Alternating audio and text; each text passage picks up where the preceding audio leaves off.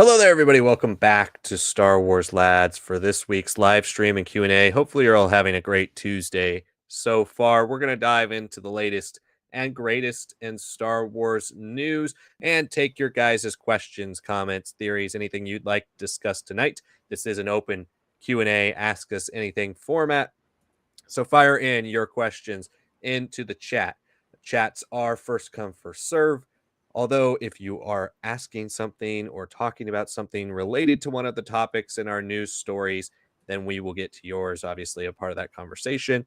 As well as if you send in a super chat, guarantees you get on the stream tonight. You can also join Patreon or YouTube memberships. And if you're of a certain tier, you get priority chat access. So make sure you check out those tiers to see if there's a perk that's right for you. We have a variety of different things on there, from interactions with different lives to early content to voting for the next videos we do on the channel. So all of that type of stuff you get to see there. Make sure you check that out if you are interested in more Star Wars Lads content. Make sure you like the video. If you haven't, more people are watching right now than have liked the video. So it really does help us out if you just scroll down and hit that like button, and subscribe if you're new. If you're watching on replay or you're just joining us live for the first time tonight, we do this every single Tuesday. So if you are interested in joining us for these live formats, talking Star Wars with us, talking about other things as well. Last week we had a lot of DC questions. We talk about all sorts of things, not just Star Wars. So if you want to ask your questions, if you want to talk, interact directly with us, this is one of the best ways to do it. So make sure you subscribe and join us every single week here. All right, let's get into our news topics for the week, and it is a pretty light news week, so that's good for a lot of you who like the Q&A portion, because we'll probably get to the Q&A faster this week than we have in the past couple weeks, where there's been a little bit more news.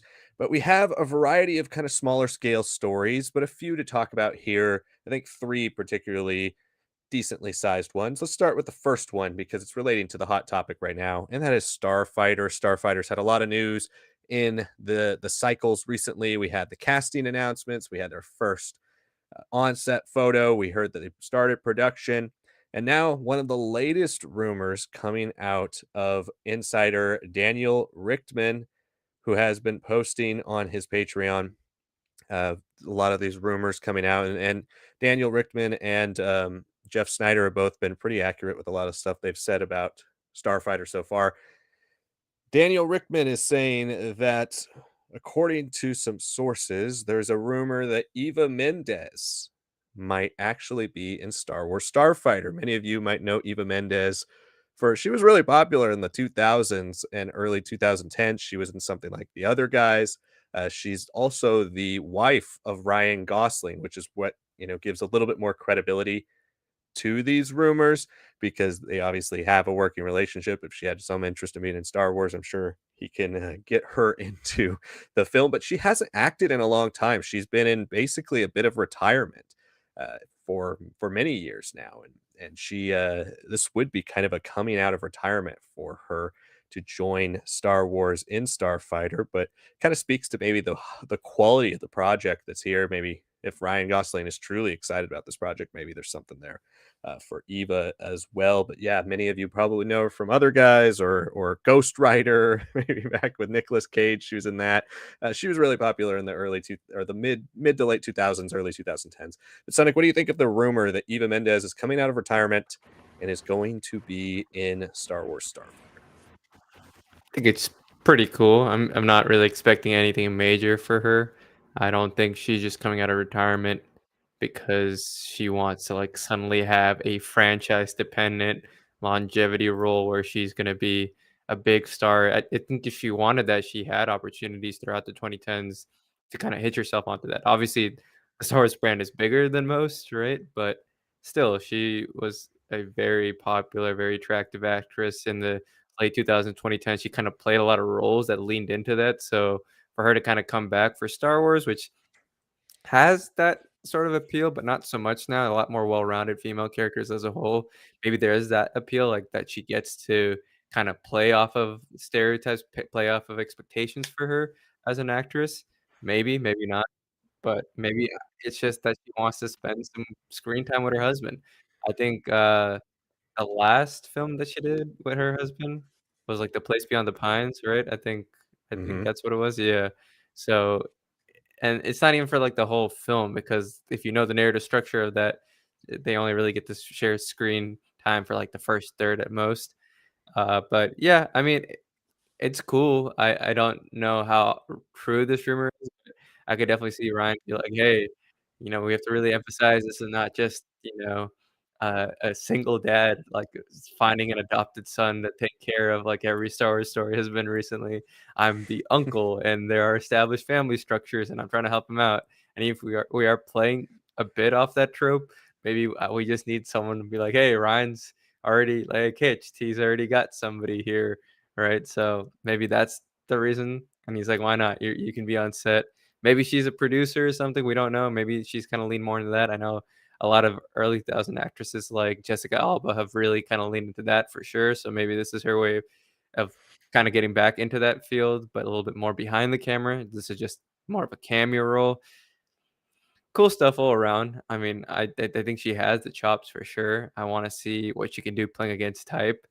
Am I expecting a lot from it? Not really, and if it doesn't happen, I wouldn't be disappointed either way. Like, if it happens, it happens. If it doesn't, it doesn't. It just kinda seems like a cool thing that Ryan wanted to make happen and Eva was interested in. Yeah, I mean, according to the rumors, she's going to be playing Ryan Gosling's wife in the movie, and it's supposed to be a small role. Like you mentioned, if the kid's on the run, if it is their kid, maybe there is some tragic backstory in the movie as the wife, or they have to go on the run and leave her behind. But either way, I think it's a pretty cool idea. I looked up her filmography because I couldn't remember the last thing she was in because I did remember her being in Place Beyond the Pines. But the last thing she acted in was a 2014 film, I believe, called Lost River. And she hasn't been in anything since then except for one voiceover role in an episode of Bluey, which maybe she did for her kids as well. But yeah, so she has basically been like officially retired for 11 years. And that's pretty cool that she comes out for Star Wars. So let us know what you guys think about Eva Mendes joining the cast. I mean, it's already a stacked cast. Can't wait to see how this project turns out. But I'm glad that at least if she joins, maybe there's a little bit of credibility to like this is actually a really fun, exciting script, and Ryan Gosling's actually really amped to be a part of this instead of just taking a big payday and deciding to be in a big franchise, right? Like he's actually excited about this. He's getting his wife back into acting for it. Like that would be pretty cool. So let's move on to our next story here, which is going to be Andor. Andor, the Emmys are coming up, and Andor just took home 4 of the 11 Emmys it was nominated for in the creative side of the creative Emmys. These are the ones they don't do on broadcast, so they announced these early. The Emmys just have so many awards that it's pretty much impossible to do them all on broadcast. You see a lot of the technical stuff, which is what Andor is nominated most for, get announced early. And so Andor took home 4 Emmys.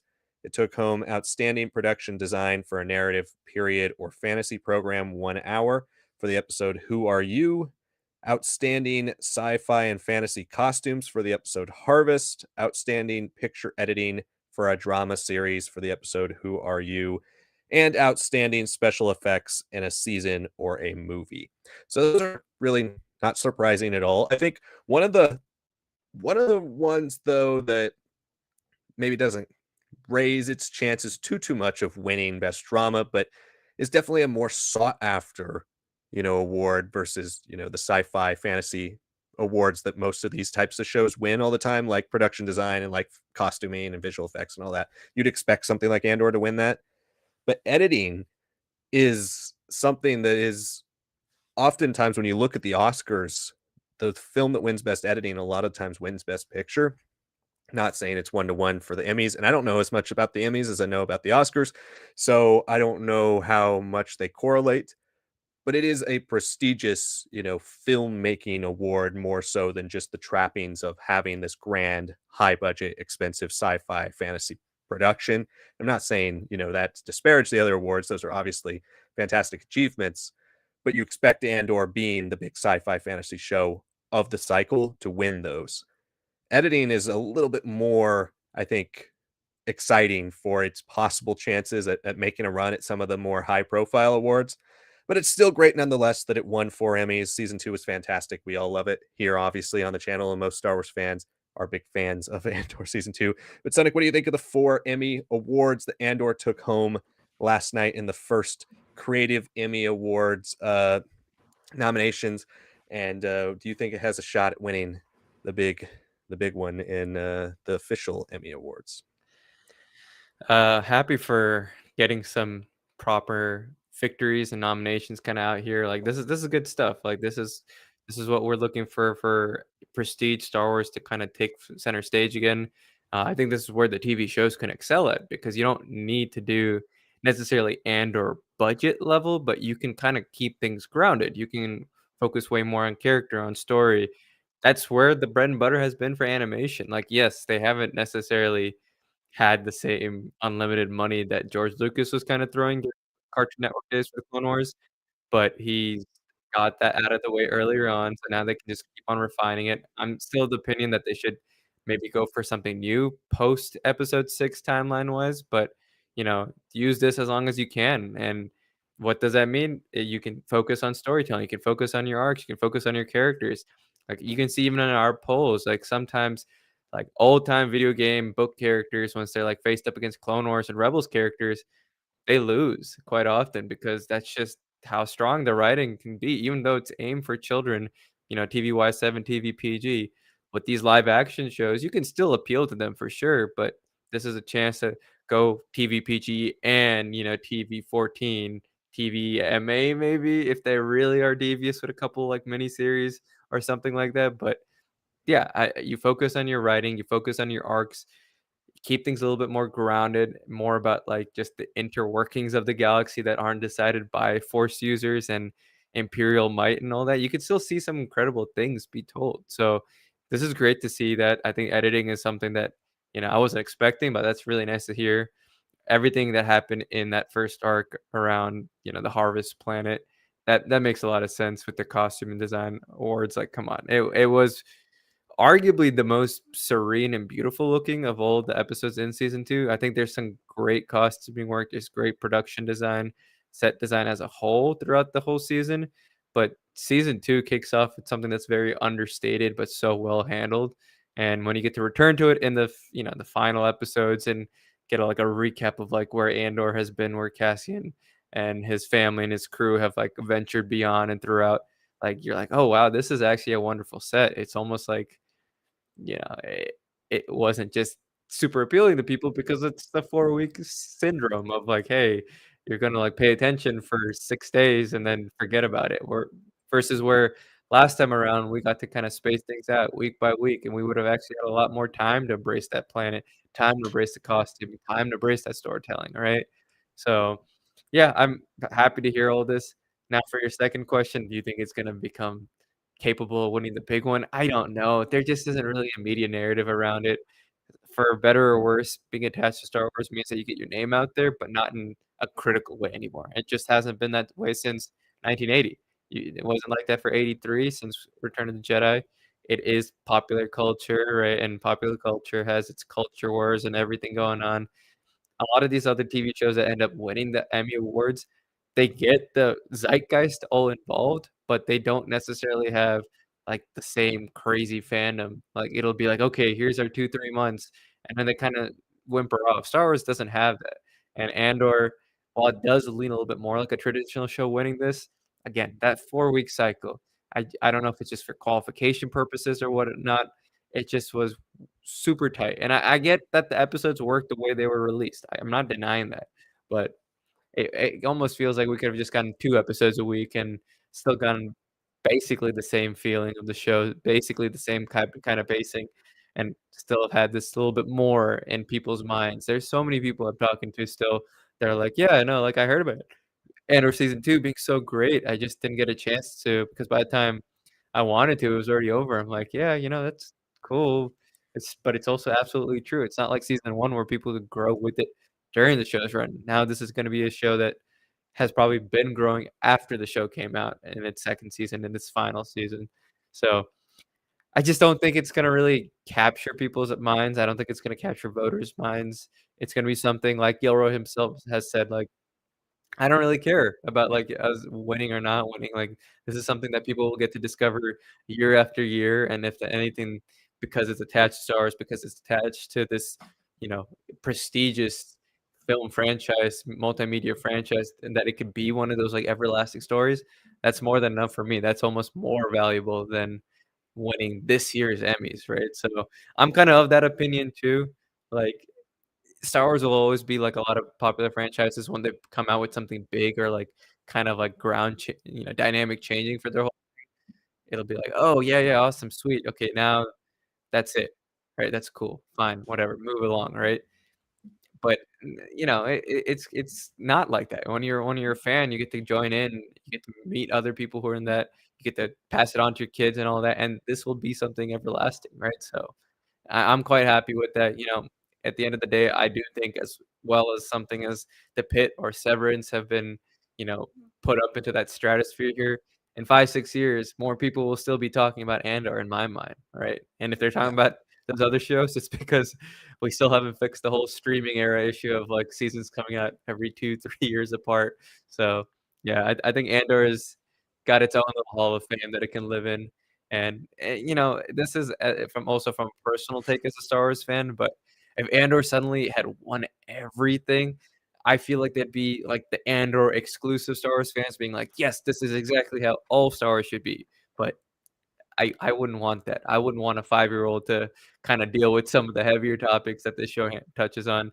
I want the structure, the writing, the consistency of the show, but I fell in love with Star Wars because of Episode 4, the original film. It's a whimsical fantasy that still has a lot of gravitas and layers to it, but it's hopeful, it's fun, it goes off of the on the hero's journey, and it's something that's accessible to everybody, right? If you suddenly make a show that's like this and make that your defining way of telling Star Wars storytelling, it won't work.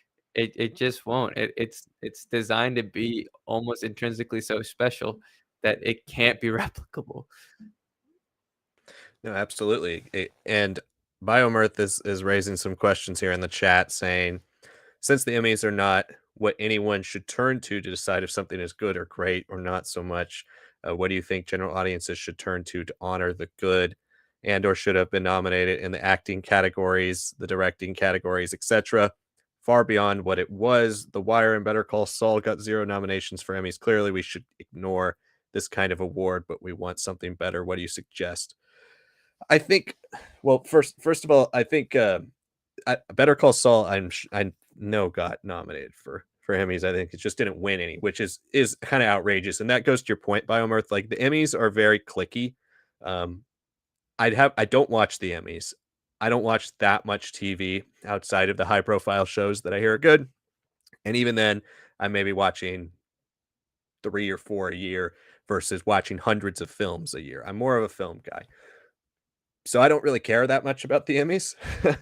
But when I have cared about the Emmys, it has often been frustrating because you do see the same shows winning all the time over and over and over again. That's why this is a really interesting year because a lot of the heavy hitters in drama are gone this year. It's a lot of new shows, it's a lot of new people, and it's a lot of season twos that are taking a step up from season ones, like an Andor or Severance, some newer surprise hits like The Pit.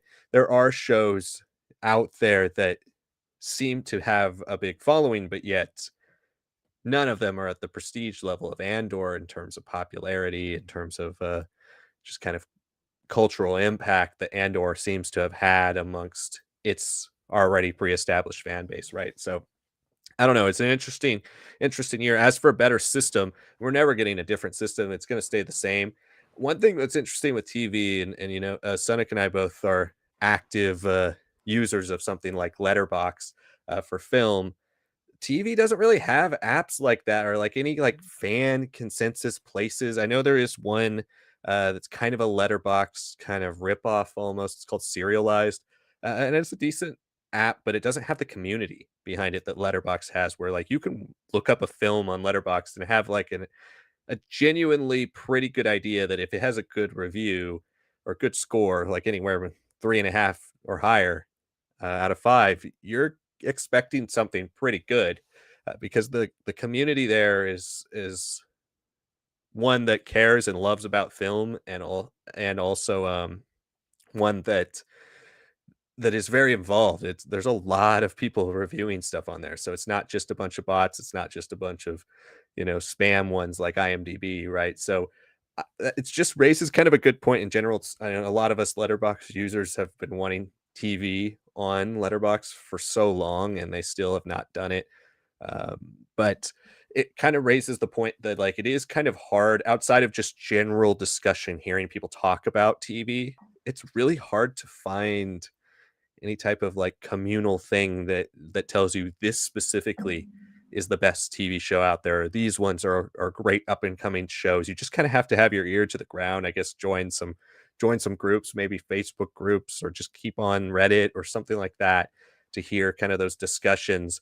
But the Emmys, to defend the Emmys a little bit, everything they nominate is really good, usually too great. It's just sometimes the winners can be really clicky. Like Game of Thrones won a few seasons where it probably shouldn't have won. Breaking Bad should have won all the seasons it won, but it won for like 3 or 4 years straight. You don't see different winners. You see the same thing every single year a lot of times because you have multiple seasons. And I think that can be a little frustrating for the Emmys if you're looking for new stuff. It makes it harder for shows to break through. And to your point again, Better Call Saul couldn't break through because of the time period it was coming out in. It was coming out during the end of Game of Thrones. It was losing constantly to Game of Thrones. And then after that, it was losing to what's that one show with Brian Cox on HBO? Succession. Succession. So it just couldn't break through. And so it is something that's difficult. And that's why this year is such a year that we really thought Andor had a good shot before the nominations came out, because it just seemed like there wasn't that much prestige television from places like HBO dominating the Emmys. But alas, it is unfortunate that Andor doesn't seem to have the push that it did when it was coming out for those 4 strong weeks. Yeah, and to add to that, Biomer, it's not that Gilroy doesn't care. I mean, this is at the end of the day, any entertainment industry you're in, you want to be recognized, right? And there is the financial aspect of it. You want your work to stand and actually like make money and get the attention of audiences, but there's also like a hey, it's not that we just made something profitable. We made something that's profitable and well received, right? Not by just the fans, but by the people who are like curating and the people who are like recommending and all that. That this is a recursive system. These things kind of come and go in between the fans, the studios, and the critics, right? It's a nice little balance, three checks of sorts. And ideally, that means that we'd have shows that have great writing, great production value, that is well beloved by fans and critics alike. But it's an imperfect system at the end of the way. Some things are just popular because there's a cool meme or there's a really famous actor or actress that's been leading this show, or they're making a venture into something totally different, and they're just random things. You can't just assume that it captures everything, right? Obviously, things have changed over time, but when it comes to the award show specifically, post-COVID, pre-COVID, it's not just a Emmys thing. Like, Oscars have kinda had this issue a little bit. I mean, back, in, like, 2016, 2017, there was, like, that whole Oscars, or 2018, I think it was, like, Oscars So White happened, and, like, that was, like, a big, like, "Hey, like, maybe we're just kind of avoiding, like, people of color and, like, very different complex, films and topics that are being brought up and presented well and are being well received."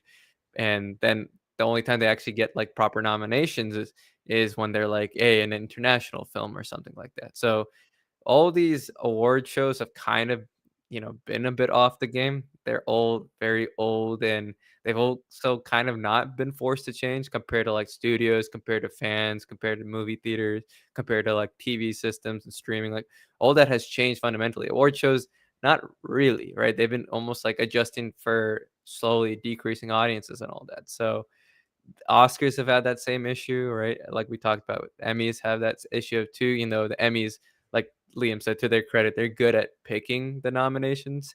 It's just Yeah. more of like the winners, right? Sometimes they just are off the mark because it's like, okay, maybe we didn't get this show the first couple years when it was great, but now we're gonna get it because it's like Yeah. nearing its last couple seasons, and we have to, like, we owe it to them, right? So there's always that sort of issue there. But I think another industry that's pretty comparable is the music industry with the Grammys. I mean, the Grammys frequently are dismissed by all musicians, right? Like, like a very common problem in like hip hop, especially, is like sometimes hip hop artists make purely pop albums, and then they still get nominated as hip hop, and they're like, okay, what's going on there? Like, if I met every credential, why am I not getting considered for that, right? And this is not just the Grammys, it's the CMAs, it's everything. Like, they've all been criticized by the artists within them quite loudly compared to like the film industry or the TV industry in a lot of ways. So, I mean, a very common refrain is the Grammys are so racist. Like, that's just, who cares? Like, the Grammys are so racist. It's just like a very common thing people say. So it seems like it's just a problem throughout the entertainment industry. Obviously, when you win it, you're like, that's cool, but it does seem like over time, especially with newer generations, these award shows don't really matter that same way. Like, it just doesn't really have some of that appeal. It doesn't really seem like a celebration of like the year that we watched or listened to in a lot of ways. It almost seems like 4 or 5 hours of just listening to the comedian of the year or somebody who's can get some people's attentions for the first 15 minutes, and then it kind of just falls off. So these shows of themselves have also become deeply unpopular in a lot of ways, and maybe that puts less pressure on the voters and the people who've been kind of entrenched, who've been franchised into the voting blocks, to kind of just choose what they're used to instead of being encouraged to try new things and have, a little bit more of an interest in stuff like Andor, that say, let's look beyond just the franchise dressings, but let's look at, hey, what is actually being told here? And like I hammered on before, and the first time we talked about this topic, it's that 4 weeks. I really do think that 4 weeks makes it so hard. Like, in every entertainment industry, a lot of voters are notorious for not have actually listened to or watched the things that are being nominated that they're voting on. Sometimes they just go with like, oh, this is just the general trend of what I'm hearing people are liking amongst the group. That becomes a big issue too, right? And if you've got a show like this that's only had 4 weeks, whether it's because this was the only time it made sense for Disney Plus after Daredevil and to like qualify for like the timeline of being, considered for Emmy nominations, I don't know. Regardless of the reasons, 4 weeks is tough. 4 weeks is really tough. If this had anything more than a month, I think it has a lot more power and a lot more say, and definitely Lucasfilm and Disney pushing more marketing. But do you guys really see anything for Andor these days? No, right? I'm seeing stuff, articles about the pit coming out. I'm seeing articles for, what's next Ben Stiller project and what he's thinking about Severance season 3 already, right? I'm seeing a little bit of Gilroy here and there, but it's more of like a coda, like, hey, just a couple extra thoughts that I got left after completing that massive project that defined my life. Right? We're not getting anything. That's the nature of this show ending, but yeah, put all together, it's tough, right? And it's a problem with the system, sure, but it's a problem with just like the intricacies of like people not watching some of this stuff and or not really making it easy to be watched with how short it was. And in general, people kind of dismissing a lot of these award systems for so many years now that maybe they feel a bit more emboldened to kind of just stick to their guns and not really have that critical pressure like they did even like 10 years ago. Well, and I think that's exactly part of the reason why things get grandfathered in so easily in the Grammys and the Emmys is because people don't get a chance to watch everything, right? Like, for those of you who don't know how it works, like the Emmys and the Oscars, I'm not 100% sure about the Grammys, but I'm sure it's very similar. You can the nominations are done by people who are working in that field within that specific category. So, for example, the Oscars, the acting nominations are nominated by actors who are in the academy. It's not nominated by, Joe Schmo or a producer or, whoever. You're nominated by the actual actors who are in the Academy of Motion Pictures Arts and Sciences, right? So it's a very big prestigious honor to get nominated. Now, where you get the weird winners is then once everything is nominated, every person in the academy gets to vote. So some people might not have seen a certain movie. They vote for the one that's more popular because they've seen it, right? So it's the same thing happens with TV, especially when it's way more time consuming to watch all of these TV shows than to watch a couple 2-hour movies, right? So I think that's where you see a lot of the same stuff get grandfathered in over and over and over again every year because people go with what's familiar. We've seen that. I don't watch the Grammys very often, I know there was a lot of controversy last year with the Grammys with a lot of different categories and a lot of different nominations and people nominated in categories that seemed completely out of left field and won a lot of things that seemed out of left field. And I think it's a lot of times just people go with people they know. They listen to a certain artist that they've heard of and they listen to that music because they know that artist and they vote for it because that's one of the few things they've listened to, right? Shouldn't impact the nominations usually. So for Andor, I think the barrier is more so a bias against sci-fi fantasy, specifically sci-fi, and specifically even more so than sci-fi. It's sci-fi from Star Wars, right? Like that's really what we're dealing with. It's a Star Wars bias more so than sci-fi fantasy. Game of Thrones obviously is a fantasy show that won a bunch. You see a lot of sci-fi fantasy nominated, but you don't see a lot win. It has to cross over that barrier, and I think Star Wars just has a particular context to a lot of people.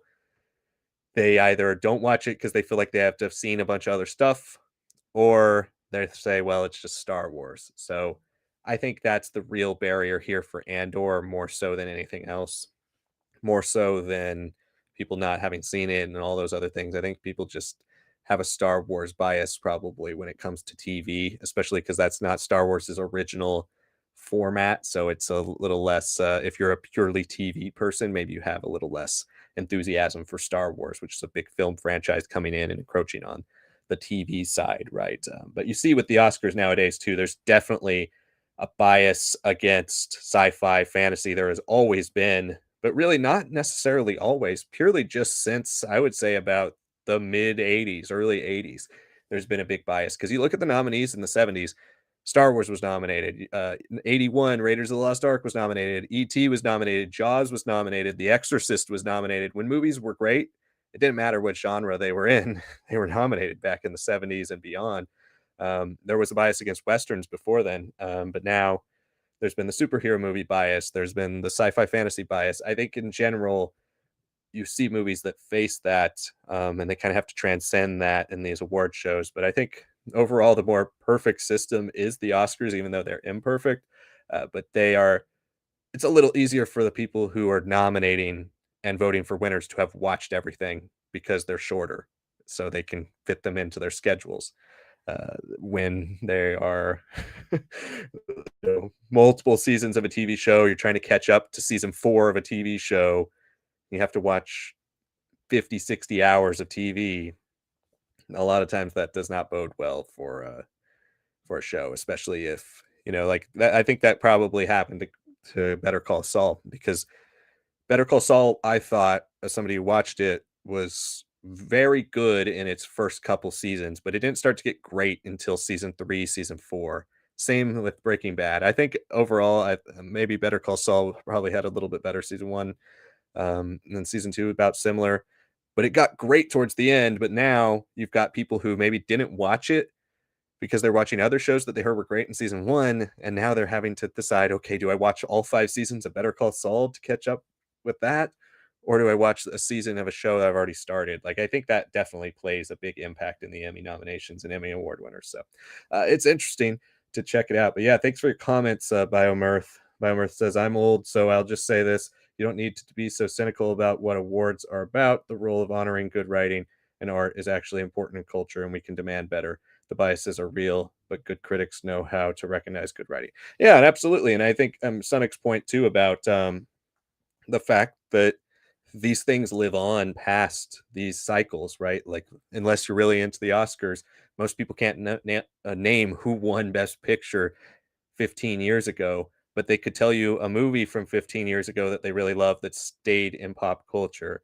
Really, the eternal test is not necessarily the awards. It's how these things are picked up and loved and watched over and over again by fans like us and people who and the consumers who really vibe with certain things. And I think that's why things like Letterboxd and fan communities like that have really thrived over the years, especially in the last 4 or 5 years, especially post COVID, because people now feel like that's a way to kind of give flowers to something that might not get the flowers normally from an award show that only watches the new Oscar baity movies, right?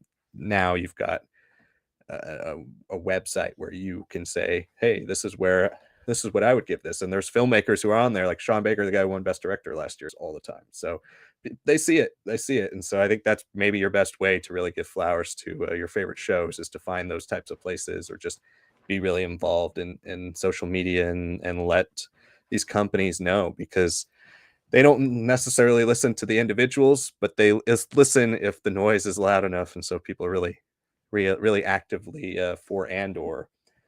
People will continue to watch it. It's not going to change the Emmy awards, but people will continue to watch it over the years and still find that love and joy for it.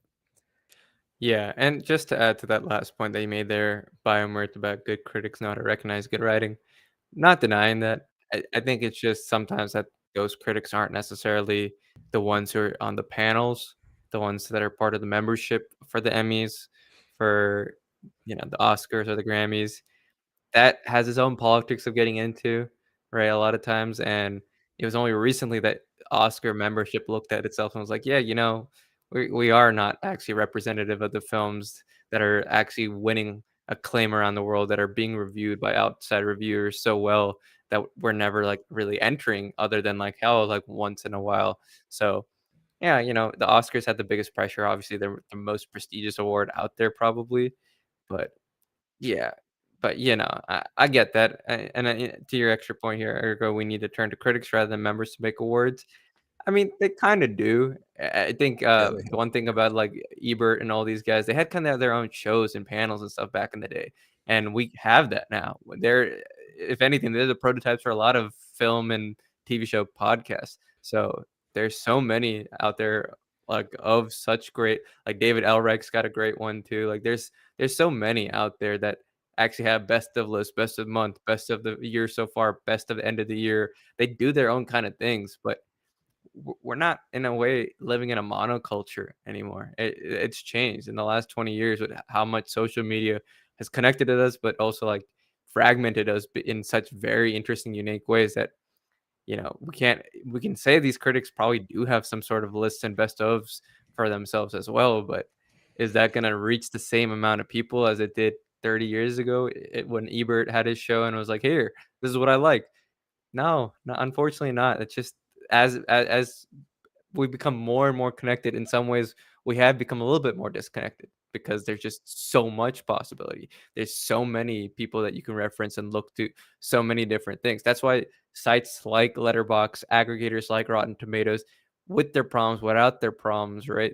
They have kind of become the end all be all for how fans are looking at stuff, how critics are looking at things, because there's just so many different sources to pull from anymore. There isn't any definitive top five rankers and all that anymore. There's every year someone can be big and explode and become a well-received critic and have just been a fan just 6 months prior, and they become an industry standard. That's just unfortunately just the way things are.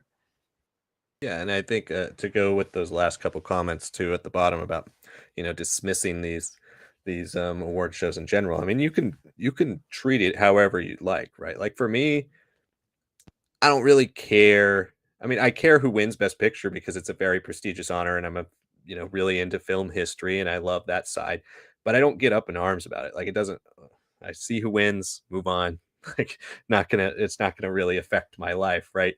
But I look at what I do personally is really just look at the Oscars or the Emmys or Grammys as really just checklists of like cool things to maybe check out. You don't have to agree with it. I make my own lists of my, top 50 movies of the year that I end up seeing.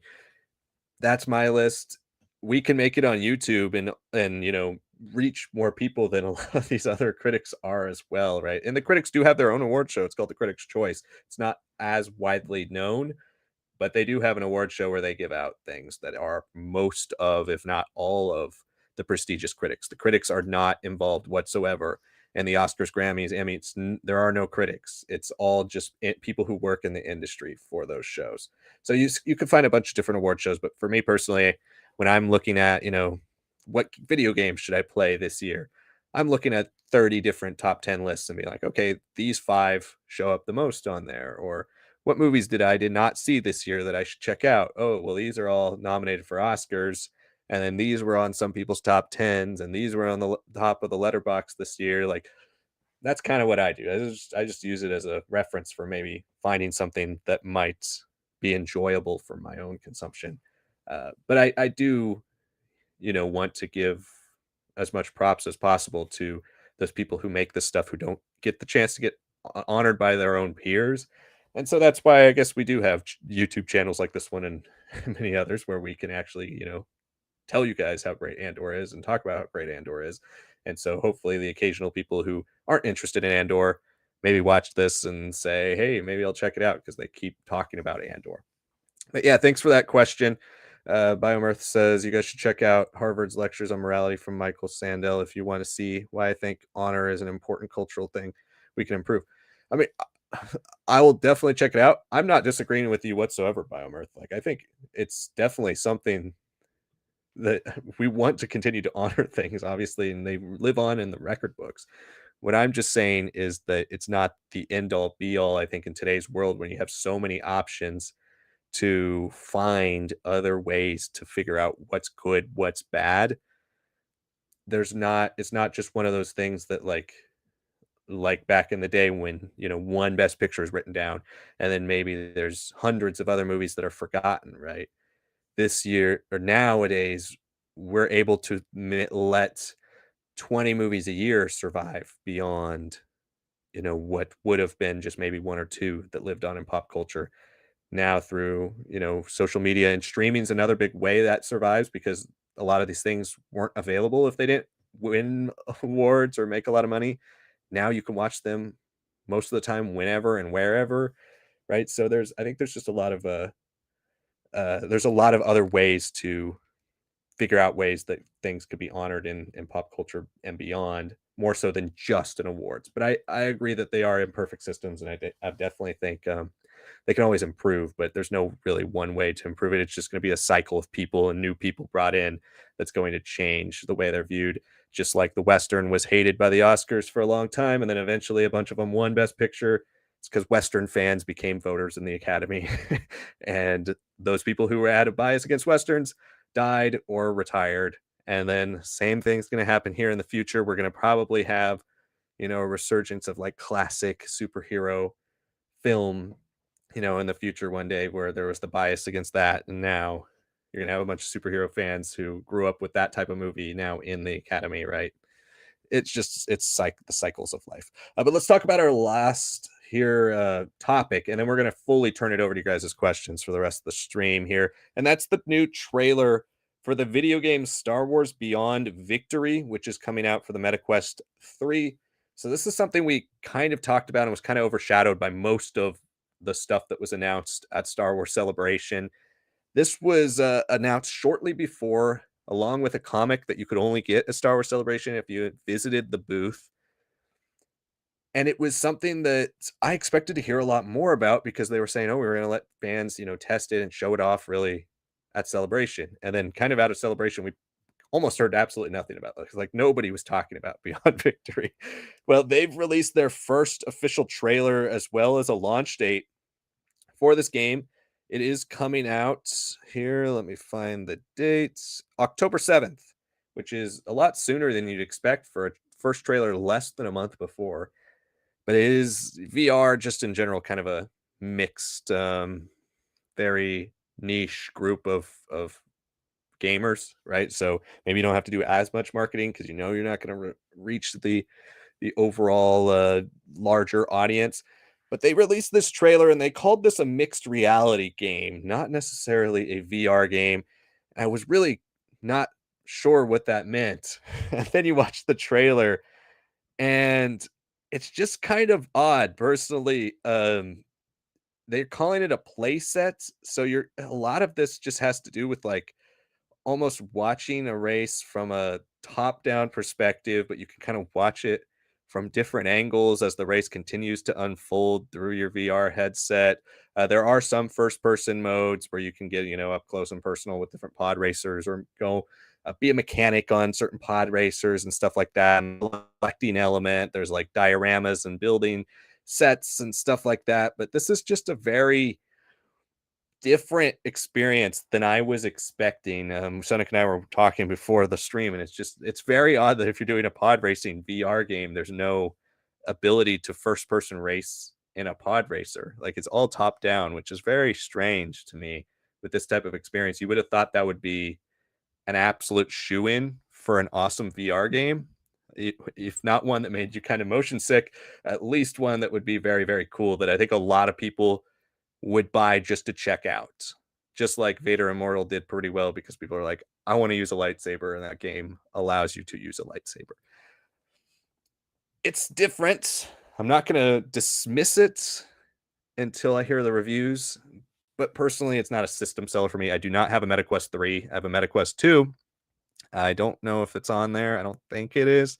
So it will not get me to buy a MetaQuest 3 unless I hear for some reason that it is like one of the great Star Wars games of all time. But nonetheless, definitely not what I was expecting. Sonic, what did you think of the trailer for Beyond Victory? And are you interested in all in trying this at some point in the future?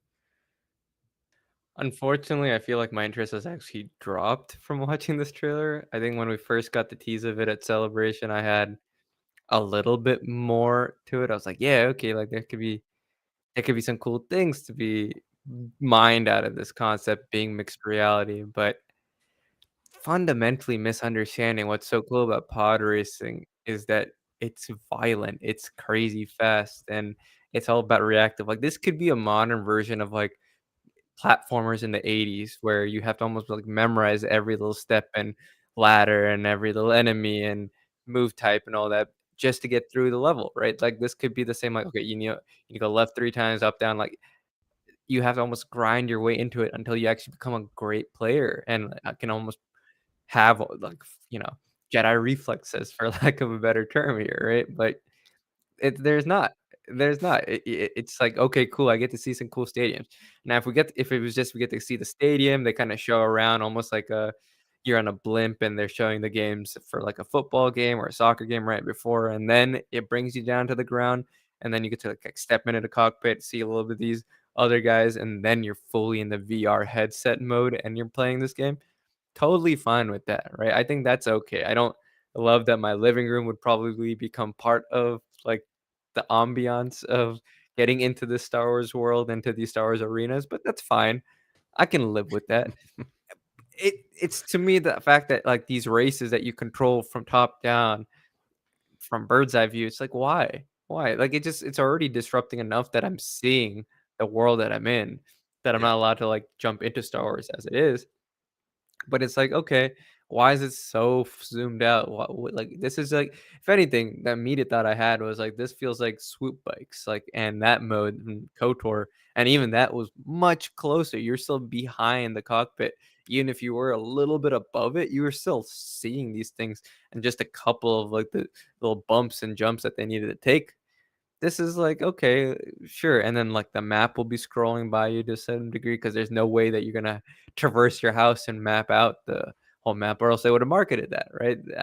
It just it's frustrating because 'cause we've had Pod Racer, Racer's Revenge, like, we know what to expect from, like, a baseline game, right? The fact that this is looking worse to me than even that one that came out, um, late in the 2000s, early 2010s.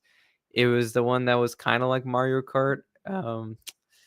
It's got the big heads. I'm Oh, the blanking Super on it. Bombad Racers. Super Bombad Racers, right? Even Super Bombad Racers looks a lot more appealing to me than this, and that's just a shame because this is a game that actually has Saboba canonically, right? With the comic, with this, and the little glimpses that we did see of, like, our main character interacting with him, with his, like, mechanic mother figure of sorts, right? Like, there was some pretty interesting things story-wise that I was like, "Okay, this could be really cool to see, like, underground racing and stuff like that in a post Fast and Furious world if maybe they could combine a couple elements of what we're used to, a couple elements from older time racing stories, and what the Star Wars flavor can bring out." And it seemed like there are little things here.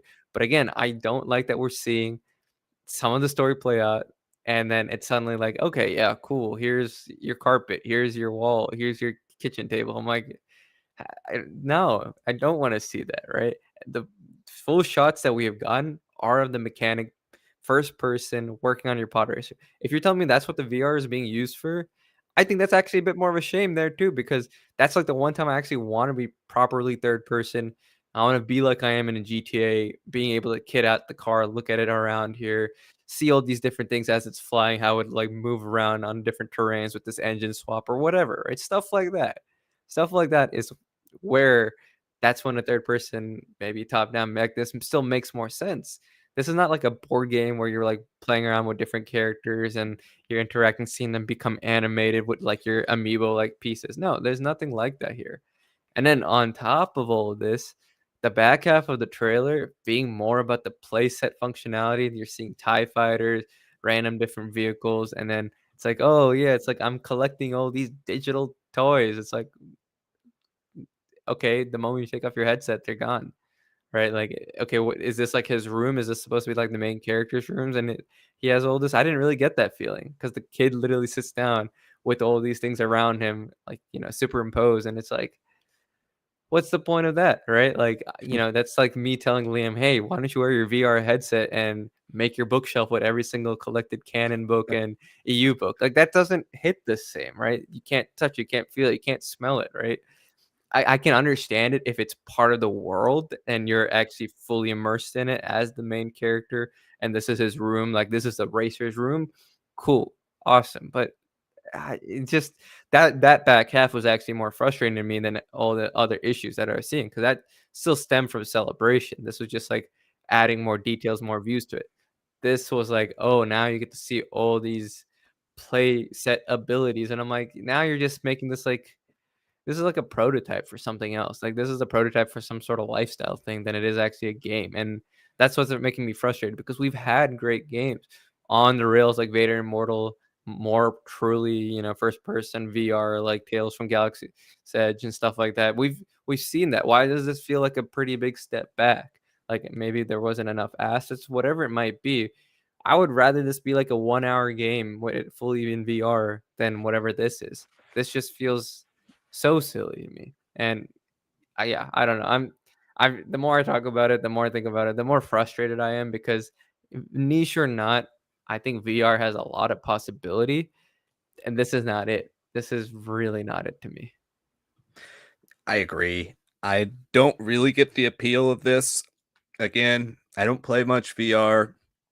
I've played maybe like 4 or 5 total VR games, and I've had a lot of fun when I've gotten to do it.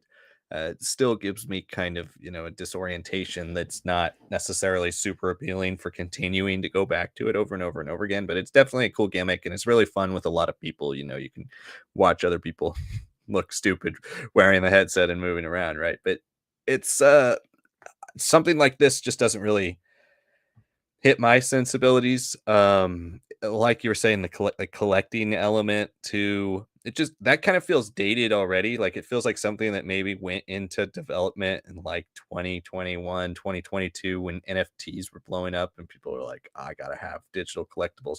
And I said the same thing to friends who were like interested in trying to invest into NFTs back then, but I'll say the same thing now. Like it doesn't make any sense. Digital and collectible are like antonyms. Like they don't work together because they're not real. You can't hold them. There's no physical capability to it. Yeah. So it's just kind of like, I don't know, it doesn't make much sense. Maybe I'm just, old and there's some people out there, there's kids out there right now who are like, "Oh yeah, I love the collecting element. I love to be able to set a virtual R2D2 on my table."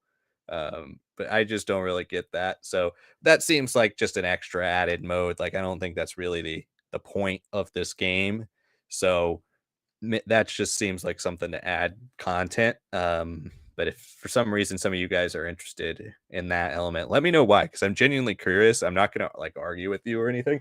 I'm just very curious why that would appeal to anyone, and why you would spend any amount of time doing that. As I can understand the collecting part, like trying to, 100% the game, but I don't really understand why like setting things on your real shelf but it with a digital version is really that interesting. But yeah, as for the gameplay, it doesn't look that exciting. Um, I don't know. It could be one of the things oftentimes with VR is it's a lot more exciting and more thrilling when you're in the headset than when you're watching it on TV.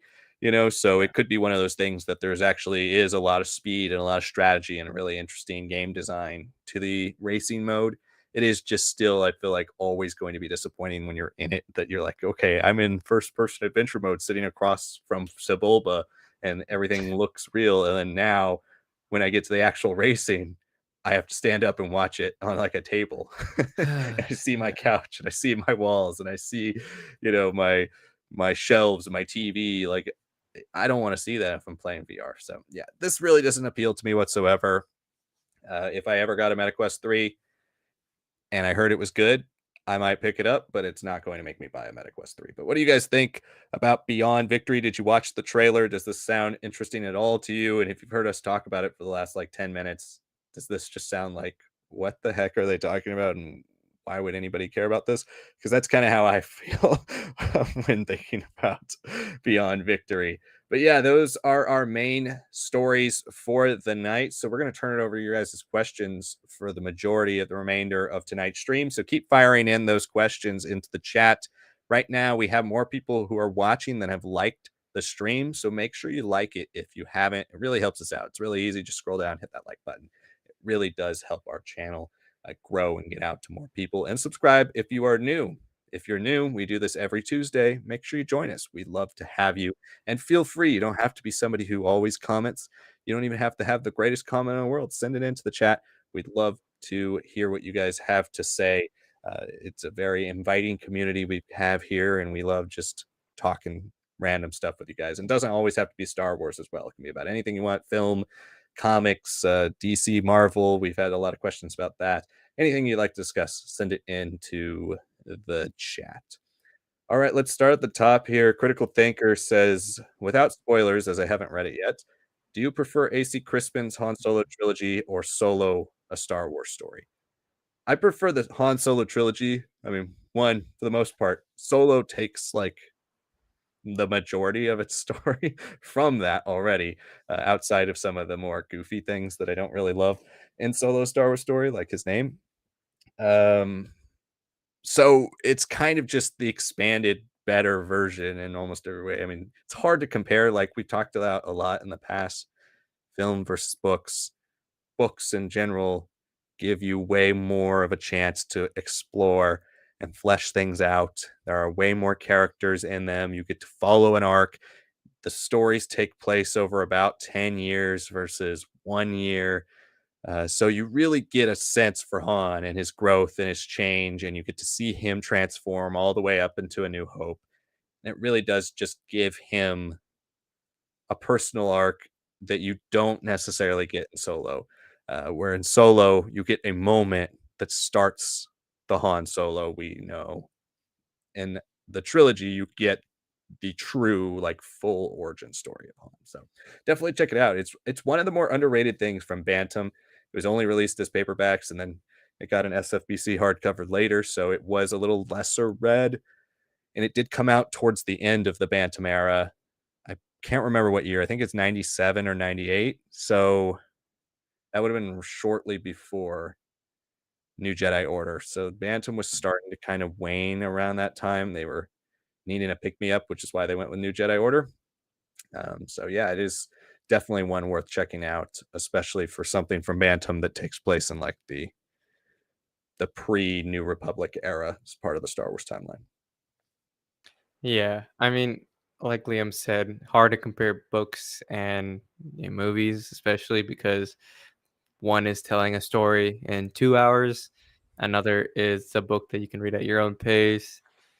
It's been edited and by multiple people to the point where it's perfected in a way. Sometimes movies can't be perfected in the same sense. I'm not saying books are, but this is comparatively compared to the rest of what we have in Bantam, probably like the strongest reads, I would say, like just as a character study, just as an origin story, everything about it. And yeah, I mean, so much of it will be similar because Crispin did it first. And as much as I love what was there in Solo Star Wars Story, there are things that I'm like, this is just pulled straight from that because it was already explored. And why not use your resources, Kazan? And he clearly did.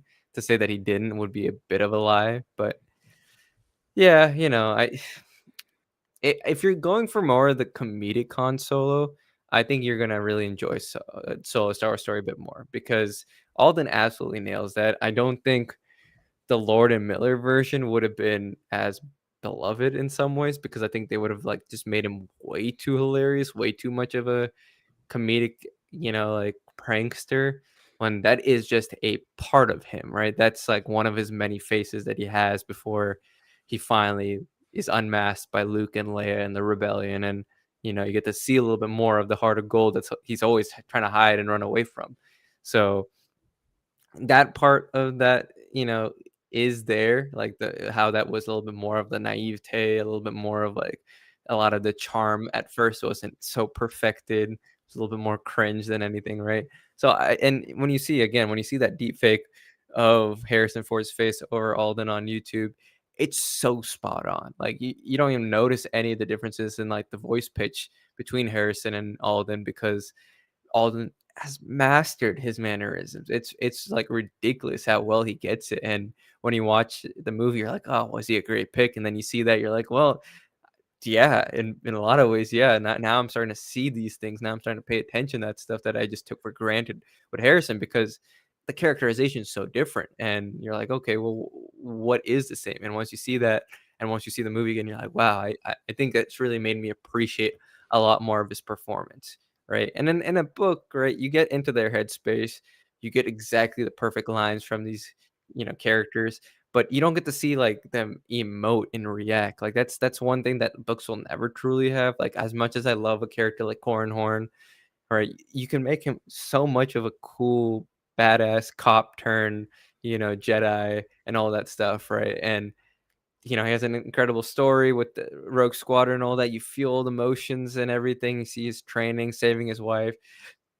All that stuff happens, but I don't see it on his face, right? I don't see how he's moving through his environment and everything, right? It's all left to people's different imagination. So, in some ways, it's almost like what is most pleasant to you, what your brain has been trained on, and all. So, that's something that movies will never be able to touch. Now, that being said, if you're looking for a little bit more of that serious Han Solo, where you do see a lot of that heart of gold shine through a lot more clearly from the start, I think the AC Crispin really does get that. I mean, Paradise Snare is just a great, great start for him. I think the love interest is handled way, way more soundly as a whole. And it's not to say that I don't like Kira. I do like Kira, and I think what they've done with her in canon since Solo has actually been quite good. I just hope that if we get that Lando movie or anything, that we do get Amelia Clark back because I want to see what diverged them so dramatically after this point, after everything that happened with her in Crimson Dawn.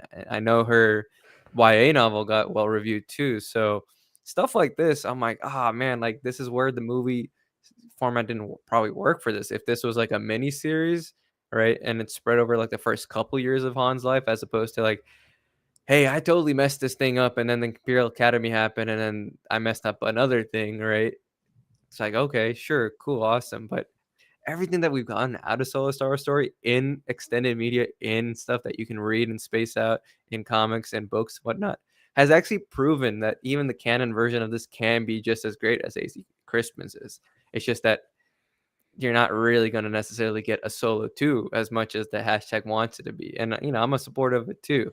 But yeah, if you're going for a little bit more of that serious Han Solo, where there is a lot of this great story told, spaced out, a trilogy is perfect, right? You're playing with that powers of three structure that has dominated Star Wars from the very beginning.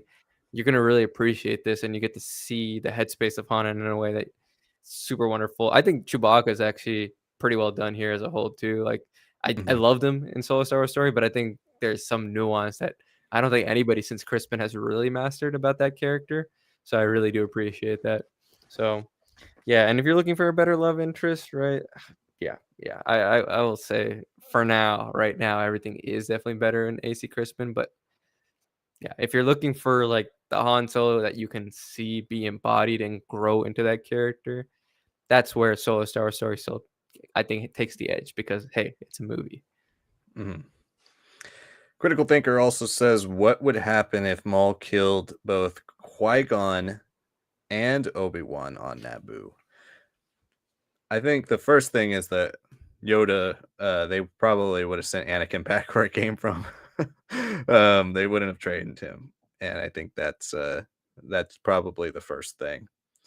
Secondly, I mean, Obi-Wan, when you think about the ripple effects, right, with what Obi-Wan does throughout the series, defeating General Grievous, his multiple duels against Dooku, even though he loses most of them, just being one of the elite generals of the Clone Wars. I mean, that would be a huge major blow to the Jedi throughout the series. It might make a little bit easier time for the Sith to take over, but also simultaneously, right? If Anakin disappeared and Palpatine never really got his knowledge of Anakin's power, and value, if Anakin was just dismissed, then how would Palpatine have taken over the galaxy? I think that's an interesting what if, right? Like, does Dooku actually stay his apprentice eventually if he does seduce Dooku? Because if and you're starting to read, if you read Plagueis and stuff like that, like Palpatine was in on, trying to start to sway Dooku way before even Maul died, right? So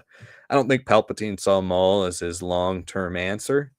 I could see him still bringing a Dooku on, and like even if Maul lived, and having him challenge Maul to see who would reign supreme. But I think, yeah, I feel like Dooku might stay on as his main apprentice, and they would kind of take over. I still think they would probably have. I mean, even the Separatists might have won the Clone Wars if Obi-Wan's not there. I mean, to think about how many decisive battles Obi-Wan was a part of, like that's the big one, right? Like Qui-Gon sets a lot of the stuff in motion, but it's the same fate. If Obi-Wan died, that would change galactic history in almost every way, but I think the outcome would still be the same, and that Palpatine still takes over the galaxy. It just there's not a hope for the Jedi after. So that to be would be probably the real big consequence of no Obi-Wan is Anakin doesn't get trained, therefore no Luke, no Leia, no redemption for the light over the dark in the original trilogy, and therefore nobody to train the next generation post original trilogy as well. General Grievous might still be alive. There's a lot of things if Obi-Wan were to have died on Naboo. Yeah, having them both die to Maul, I mean, yeah, I think Maul as a Sisyphus character type does not ever happen. Like he is the ideal. He is the martial prowess of Anakin when he's Clone Wars general, but a decade plus earlier. If anything, it would have just sped up a lot of things, right? I don't know how he would have been able to take over the galaxy from within in the same way.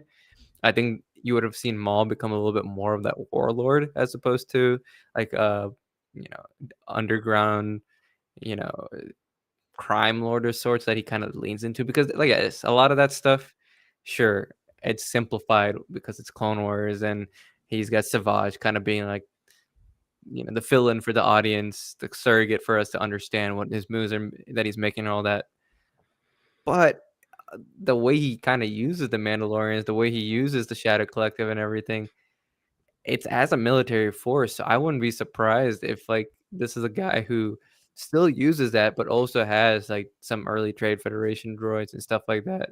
It has a lot of different groups that because he's so freaking powerful and so dangerous and just crazy to look at that he causes like different militias to kind of start up and fight against the Jedi, right? And fight against the Republic and its very limited forces. I don't know if we really necessarily see that order, which I don't know if it's with canon versus legends when exactly it's made. I don't know if it's right after or during the events of episode one. I still think it's after episode one, but regardless, that order might not ever be put in on Kamino for hey, let's get Jango Fett and all this and that. That's kind of Dooku kind of finding the right specimen there, right? So if Dooku's never, Dooku's can still have his fall for sure, but is he really gonna be as much of a priority anymore when Maul can be doing this? I don't know, right? And I don't see Palpatine being the type of guy be like, yeah, just because it's convenient, I want to have as many pieces as possible. I'll kind of do a one sit sort of thing. I don't see that from him. So I think Maul would just have really, really had a lot of free reign, which probably does have him be replaced a little earlier on. I don't see any chance of Talzin and the Night Sisters and that Demiri backstory really being integrated in any way, or any chance for them, even if that is still considered part of his backstory, to really come to fruition there. So a lot of cool things, I will say. A lot of cool things. I could definitely see him actually have a lot more power and threat against Palpatine, because Palpatine doesn't have two standing armies that he can kind of play across in the galaxy. I think the Jedi would be so preoccupied and probably be hunted down to a decent amount by Maul alone, because sometimes the guy, you look at him statistically, he should be so much better. It's just he's had terrible timing, terrible matchups, and a couple moments of arrogance that have really doomed him for a lot of his life. So, yeah, I think Qui-Gon alone, pretty bad, right? We've seen what happens, right, when you leave an inexperienced Obi-Wan in charge of Anakin. Both of them gone, yeah, and I mean, who's to say that even if Mace Windu is a lot nicer in episode 1 than 2, who's to say that they'd even let Anakin, like, continue on this journey? He doesn't have someone to advocate for him. What if they're like, "Let's just, like, return him back and keep an eye on him, or, like, sequester him away and not let him actually be a Jedi, but more like, let's minimize the chance of anybody really getting hold on it." Maybe they do actually Mhm. save the galaxy in that sense for a time, right? But it happened the way it happened, because that's what George Lucas wanted to write. But killing both of them, yeah, I don't think that would go well for the galaxy at all. I think Maul would just become like the devil spawn that he looks like. And Critical Thinker says, I feel like they would have put Anakin up for adoption or something. Yeah, I think that they probably would do that over sending him back to be a slave. I don't Yeah, know. The Jedi Council is pretty they're not the like, best at that stuff. yeah, they don't really care, it seems like. And then he says Palpatine would probably have gone after him on his own then. That would have been interesting too, because right, if you read Plagueis, and I'm talking about obviously the Legends continuity technically, but it hasn't yet been contradicted in canon. Um Plagueis is the one obsessed with Anakin when the Jedi bring him there. He's the one who thinks Anakin is like, we've got to meet this kid, all of that. Palpatine has actually met him a few times by that point, and you don't really get a sense that Palpatine cares that much about him other than through what Plagueis's excitement around Anakin is, right? So be interesting if all that still shook out the same way, if Palpatine didn't have as easy access to Anakin, would he just be like, all right, yeah, I mean, Plagueis was kind of wacky. I'll just implement my plans and go from there. And it just ignores Anakin? Because I feel like if he adopted Anakin, that would be he'd be adopting somebody right under the Jedi's noses. I don't know. Maybe he could sell it as like, I'm doing a good deed and I'm, the chancellor and now I'm adopting this kid. But I don't know. It would have been interesting to see that. But yeah, thanks for that question. Critical Thinker also says, do you think Disney should try and fix the original trilogy characters with new media or just leave them alone and move on to something else as the main narrative for them to focus on? I feel more so the former, not only just because I would like to see that, like I want to see more Luke, Han, Leia stories, and if we're not getting Legends rebooted anytime soon, or we're not getting a continuation of Legends anytime soon, our only way to do that is to have them in new media, and ergo also simultaneously kind of fix them via that new media, right? Because they're all dead in continuity. So I want more stories with those characters, and so we kind of would have to do that to have more stories with them.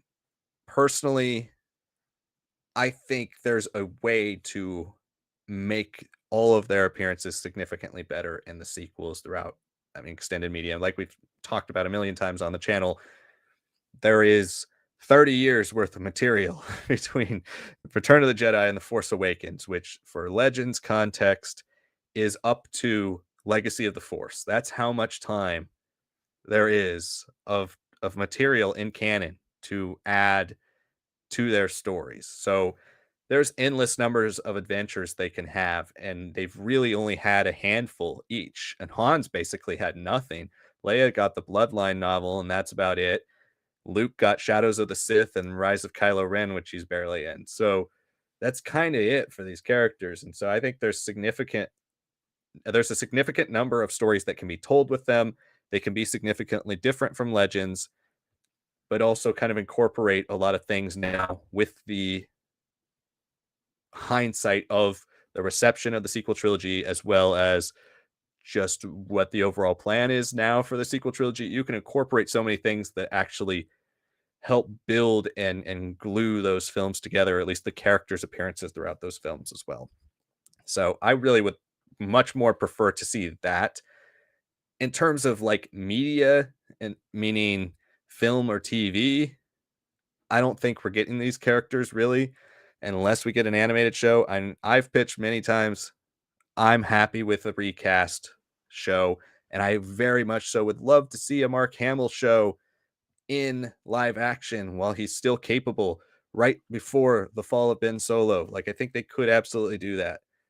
They're probably not going to, though. So when it comes to like movies and TV, they should probably move on. When it comes to the books and the comics and maybe animation, I really want to see these characters given their due. They were never really given their due in that 30-year period. And obviously, we have a bunch of major conflicts set up already within the first 5 years of that time period. And we don't know what they're doing during those major conflicts. There's a lot of questions out there about Han, Luke, and Leia. And I don't think it would be right to Star Wars fans nor to the characters to just ignore them forever. So maybe I mean, I can't say even, I was going to say maybe less material covering them, but we've got no material covering them. So maybe an equal amount or maybe 25 to 30% material covering them and then 70% of books covering other things. But we need Han, Luke, and Leia. They are completely blank slates in canon between Return of the Jedi and Force Awakens. And there's no reason why to not flesh them out. Yeah, and I see your comment at the bottom here. Critical thinker, I just doubt that they ever surpass the EU since the Jedi are doomed, and we only have one solo child who's also doomed. So it'd be a shame just to get a lesser version of something we already love. I understand that to a degree, but at the end of the day, as beloved as the EU is, the majority of Star Wars fans did not read it, right? So if they got something like the Ninth Jedi to happen in canon, and the Jedi are back after being destroyed for 400, 500 years, and they're just back, are people going to be like, no, I'm not going to watch because it's not Luke, Han, Leia? Like, at the end of the day, a good story is all that really matters. For now, I'm of the opinion, like Liam, with the former of your first question. New media, flesh them out, fill out that gap instead of just moving on. I think that's still important. They are still the heart of Star Wars, and if you can make them be important to the sequels in a way that isn't even shown in the films, make their 30 years actually explain a lot of their choices, a lot of their struggles.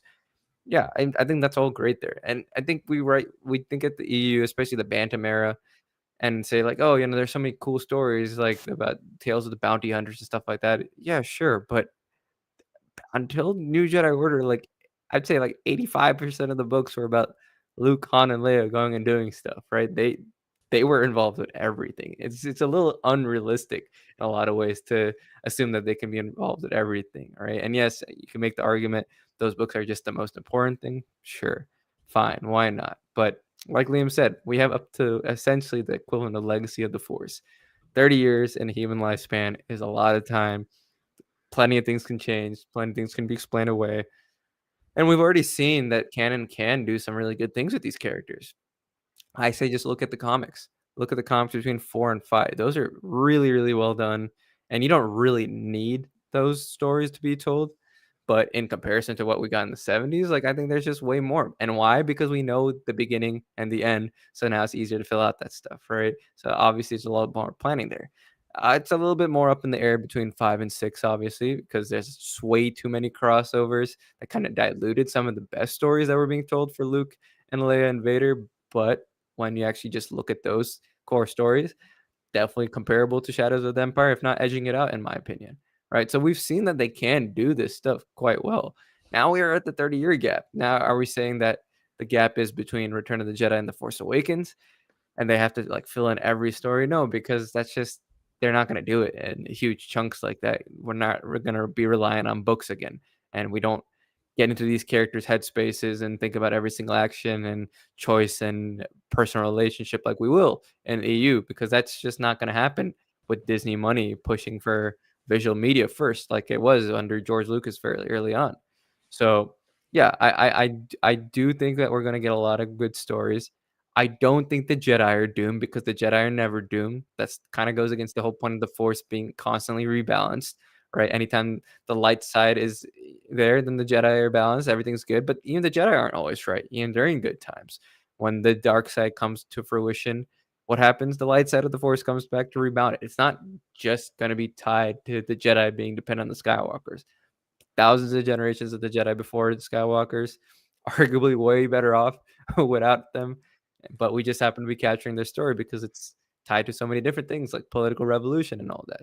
So, yes, yeah, you could say Luke's Jedi are doomed, but we don't know that to a degree. We only see the temple be exploded. Are we going to just say in 30 years, Luke had everybody, Mara and canon, a child, and everyone in one temple? I don't think so. That's pretty limiting for any sort of story to just say that one explosion destroyed everything.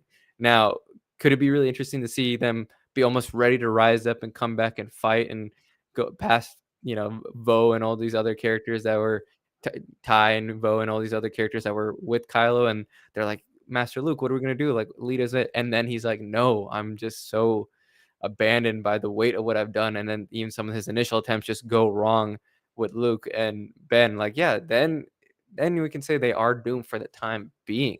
But the idea that they're all just gone, the idea that they're all just simply defeated because we don't know anything about them, I have to push back against. I don't think it'll be perfect. Don't get me wrong, but I still think there's a lot of storytelling for Luke's Jedi to actually be different than other Jedi, different than the prequel Jedi, different than the Skywalker. But yeah, okay, Luke can say that he only had a dozen students. What, okay, I don't remember if The Last Jedi specifically says that he had a dozen students only. I don't think he ever had dialogue only saying that. But I don't know. Again, this is where you and me just aren't gonna be in agreement, critical thinker.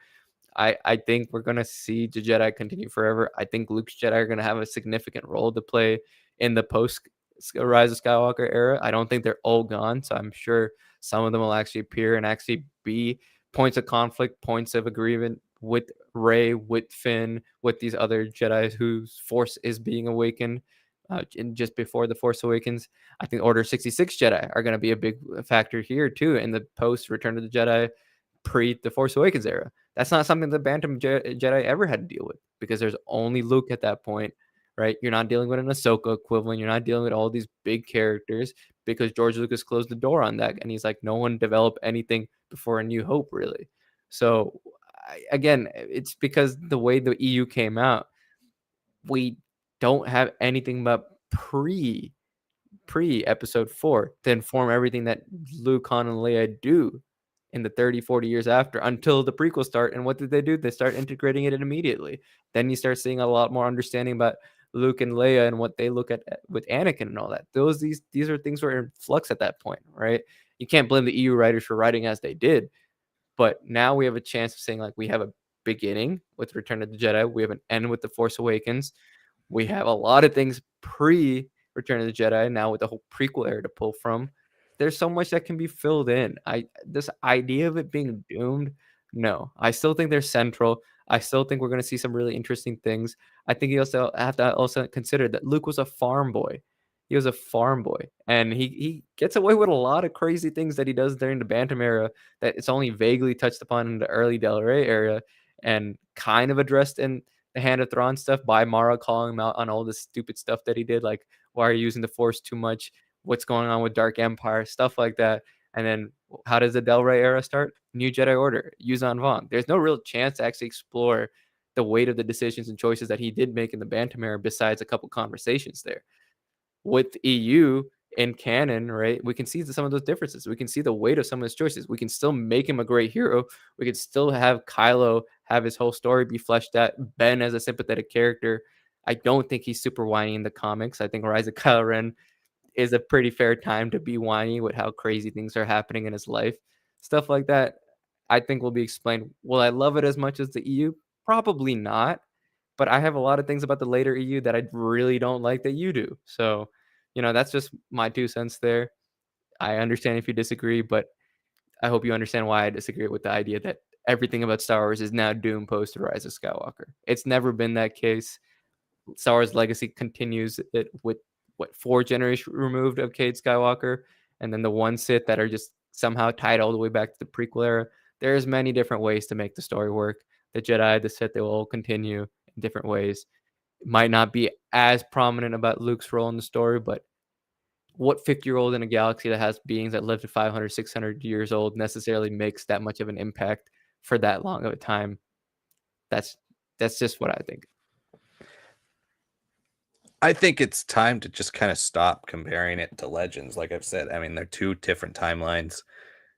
You can't really what would be the best thing for Star Wars canon is to tell a Han, Luke, and Leia story up to The Force Awakens that's not necessarily fully concerned with redeeming the sequels. It's not necessarily fully concerned with being better than Legends. It's just telling something that's different and unique, and then takes the threads that are different and unique about the sequels, picks them up, adds them, and gives a completely different perspective, right? I mean, at this point, we're 13 years removed from the sale of Lucasfilm and 11 years removed from Legends being ended. I just think at this point they have to give us a story for those characters. I mean, it's just, I think most people can agree that they've given those three a massive disservice in canon, specifically, not just with what they've done to them in the films, which you can be debated on whether you like that or not, but their whole backstory is gone, right? We had 30 plus years of story for them that's evaporated, and to never do anything with that would just be such a massive mistake. So I don't really care where they do it. They should do it though. And that's where I fall on that. It's not going to change. Like canon's not going to be changed. They're not going to retcon it ever. They're not going to get rid of it. So we just need to continue with that and go with its own thing. We'll always have Legends. We'll always have the greatness that was a lot of the post Return of the Jedi Legends, specifically New Jedi Order. But at this point, we're not going to get, we should not try to do New Jedi Order 2.0 in canon books. If you want to do it in film, at least that's a different medium. Uh, in books, I don't think they should do that. And as for a diplomatic haircut, yeah, your idea about having a splinter group that follows Luke instead of Rey post Rise of Skywalker, I think is interesting. It could kind of be almost an offshoot of like almost the reverse Kip Duron, right? Like Kip Duron follows Luke, but takes Luke's teachings and goes extreme. Maybe you have that kind of same thing, like almost like a cult of Luke. Like we know The Last Jedi really sets up, and they did a lot of work, especially around 2017, 18, 19, really building up this idea that like Luke was this mythical figure in the galaxy, which I think I said last stream or one of the streams before. Personally, don't really understand that because he existed. He was there. Like people saw him, like if you watch the news, he was probably on the news, you know, his deeds are the thing that's more mythical, not just that he doesn't exist. Like I've always found it weird that like people don't know if he exists or not. But his deeds are the things that should be mythical. And I think the idea to have this kind of cult of Luke birthed out of generations now removed, maybe of since Luke lived, when people actually don't know what he was like. Younger generations don't know what he was like, and now they're obsessed with kind of this power fantasy that they've heard about, I think would be really interesting. And of course, it would be led by Broom Boy in the films. That's a joke, but like genuinely, like I think that's a pretty cool idea, and I think it would be something that would tie everything together pretty well in the Rey movies and kind of create this friction between the Jedi, which is there, and the New Jedi Order. It's one of the reasons why the Jedi can kind of fall to the Yuuzhan Vong early in the war, and then later why they're more united through defeating them, right? So I think that's a cool idea. But yeah, as for canon, I mean, we need our Han, Luke, and Leia stories. I don't care if it's not as good as Legends; it can be different.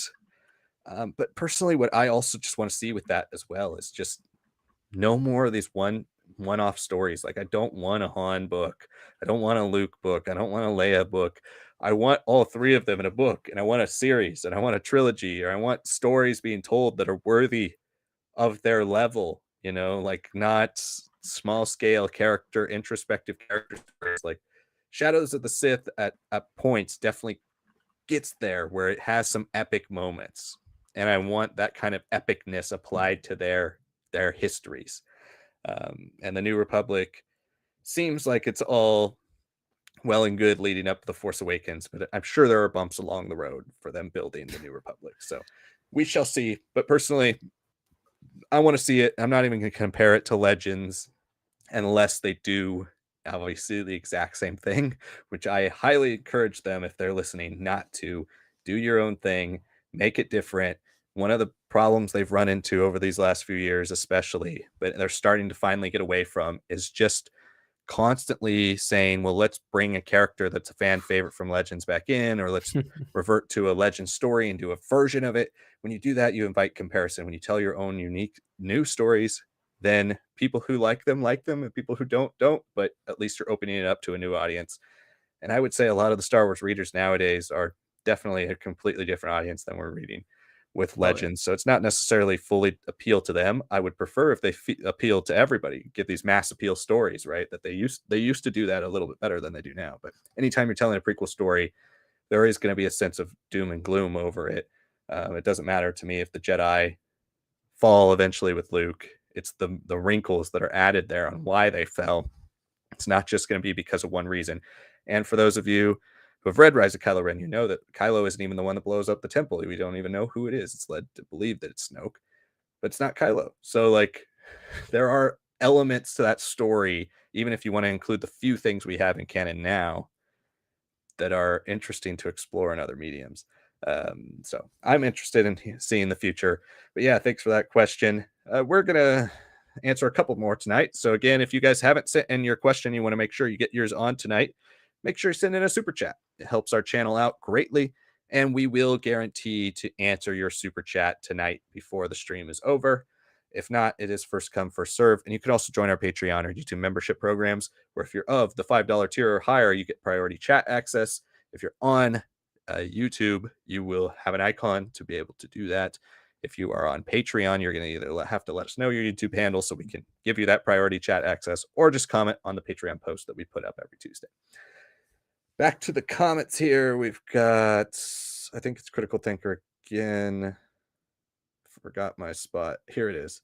If Starfighter is successful, would you want to transition to being what would you want to transition to being the focus of new Star Wars media like Mando, or would you keep it mostly being its own thing?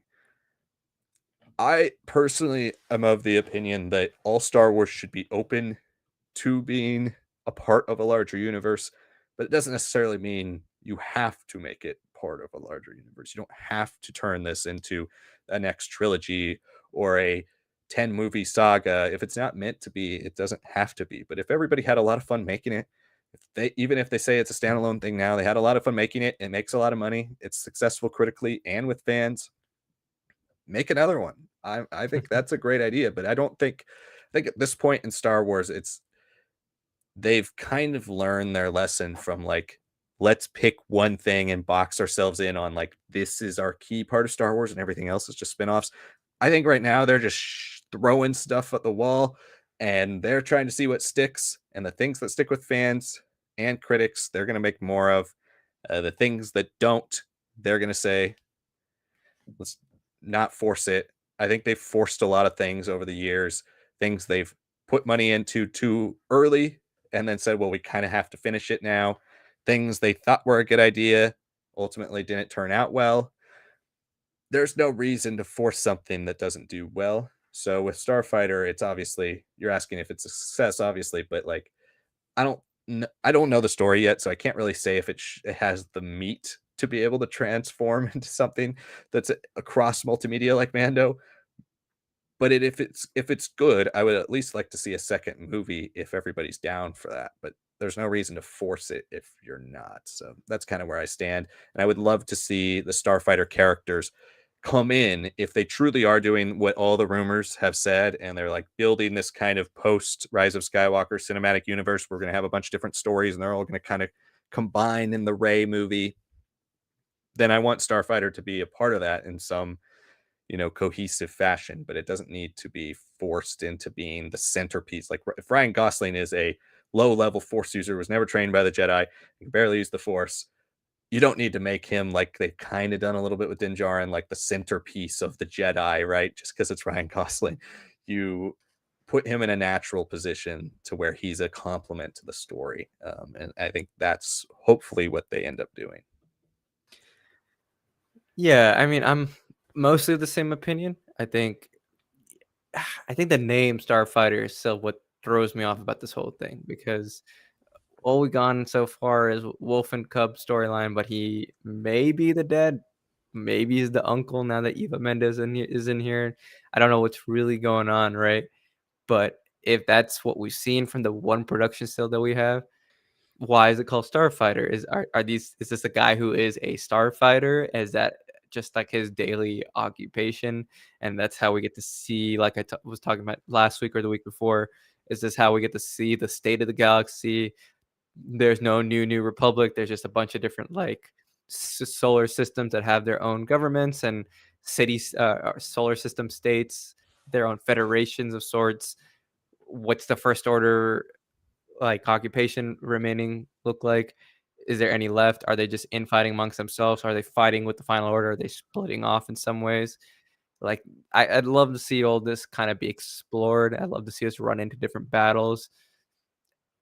Totally cool to see something like that.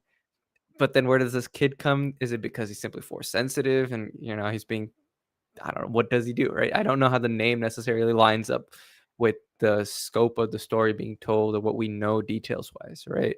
So if Starfighter is something where we get to understand a little bit more about like the fighting corporations, if this becomes our sort of rogue squadron beginning of sorts for the post sequel era, cool. I think I'd love to see more cinematic, Rogue Squadron stuff happening. If this is just them being like, we're gonna have them feature kind of how they are in like the Thrawn trilogy, where they have a couple chapters every movie of sorts, but they're not necessarily the leads. Other than this, cool. Um, Fine with anything, right? And the one thing I'm not 100% down with is the idea of this MCUification kind of fully taking over Star Wars. It's good when it works like it did in phase 1's 3 of Marvel because every phase ended with an Avengers film, right? And yeah, maybe that might have not been planned every single way of the step through. Maybe that's just how it worked out in phase 1 and then it did in phase 2 to lesser success and we're really great in phase 3. But we're seeing how Marvel has struggled to like break away from that formula and they're still kind of sticking to that nomenclature. But now they're like, oh man, like we didn't actually have Avengers films for 4, 5, and 6. We don't really know what's going on. So I agree in the sense that we need maybe like these event films, like Liam said, to have these things that allow these films to be a bigger part of Star Wars without necessarily having every focus of their story become big central pieces, right? I want Gosling to show up and maybe be on his own without the kid and have the kid kind of be used for later and like 10 years down the line in the canon timeline where he's aged up and that's what new Jedi Order kind of deals with or something, right? I'd like that stuff to happen. But I don't know if I want like, okay, Starfighter and the New Jedi Order and then this film and bam, here's our big event film. I think we're already getting that with Mandalorian and Grogu to some degree. It's just like it's going to be a sequence of films after the Disney Plus era. What I kind of want is more of these team ups where you can have parallel storylines, and it's something that DC has done so much better in the animated films and in the comics in general. But you can have sometimes like a Batman and Superman put together. You can have a Green Lantern put together an Aquaman. Like come almost kind of like these duo storylines, trio storylines, as opposed to here's 5 or 6 different big characters from these films, put them together. I don't necessarily want that, but if you have a couple of like medium-ish, big-ish films that aren't the event film per se, but you kind of have some of these team ups where Gosling might be with Ray or something, and you might have him instead of Ray, sorry, with uh, Poe Dameron right now with whatever is part of the military forces, the naval forces, right? Like that's like a cool way of introducing these characters already pre-established with sequel trilogy. you have these new guys, but this is their playing field, right? I like stuff like that to happen. I like more of these kind of like new characters who's already an established character, put them together, kind of do these duos, kind of do these trios. If you do end up having an event film, great, but I don't want that to necessarily be like we've done 4 or 5 of these individual standalone films. They've kind of mostly wrapped up the story, but bam, now here's an event film connecting everything. I kind of want to have these more medium stories because that's kind of what's missing in the sequel trilogy as it's told. There's so much of these gaps, even though it's timeline-wise so compressed. There's just huge big shifts between the power structures in play, the politics and everything. This is what the post-sequel era can do by like informing, telling, and allowing these characters to stay as characters instead of becoming fully wrapped up in a grander story that then has to have Jedi, then does have to have a dark sider, then does have to have a huge military conflict.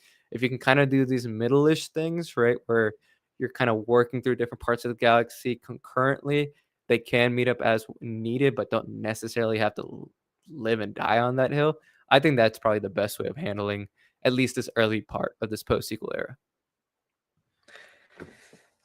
And I think when it comes to the cinematic universe part, I mean, I think it's a loose word, right? Like if they do it, it should be something that's just like these things all take place in the same time period, same era, not necessarily truly, you know, need to watch one to see the other. It is kind of like the more original version of the MCU where you had, Iron Man 1, Iron Man 2, Iron Man 3, it kind of all go together.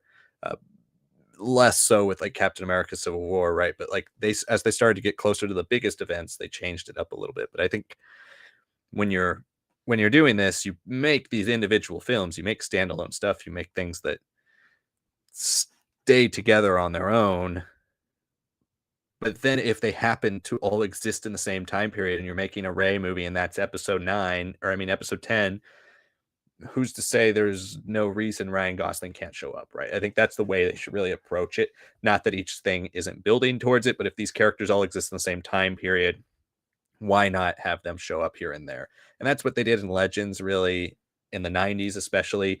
You have your comics, but then Cam Solusar might show up in a book, and then you have your books and a character might show up in the comics, right? Like things just crisscross. They don't make it a big deal. They just show up. And if you know, you know. And if you don't, you don't. And like that might be another way to get fans who aren't on board with that specific medium or that specific story now fans of that specific story. So it's just kind of cross pollination. I think that's more the way they should look at it.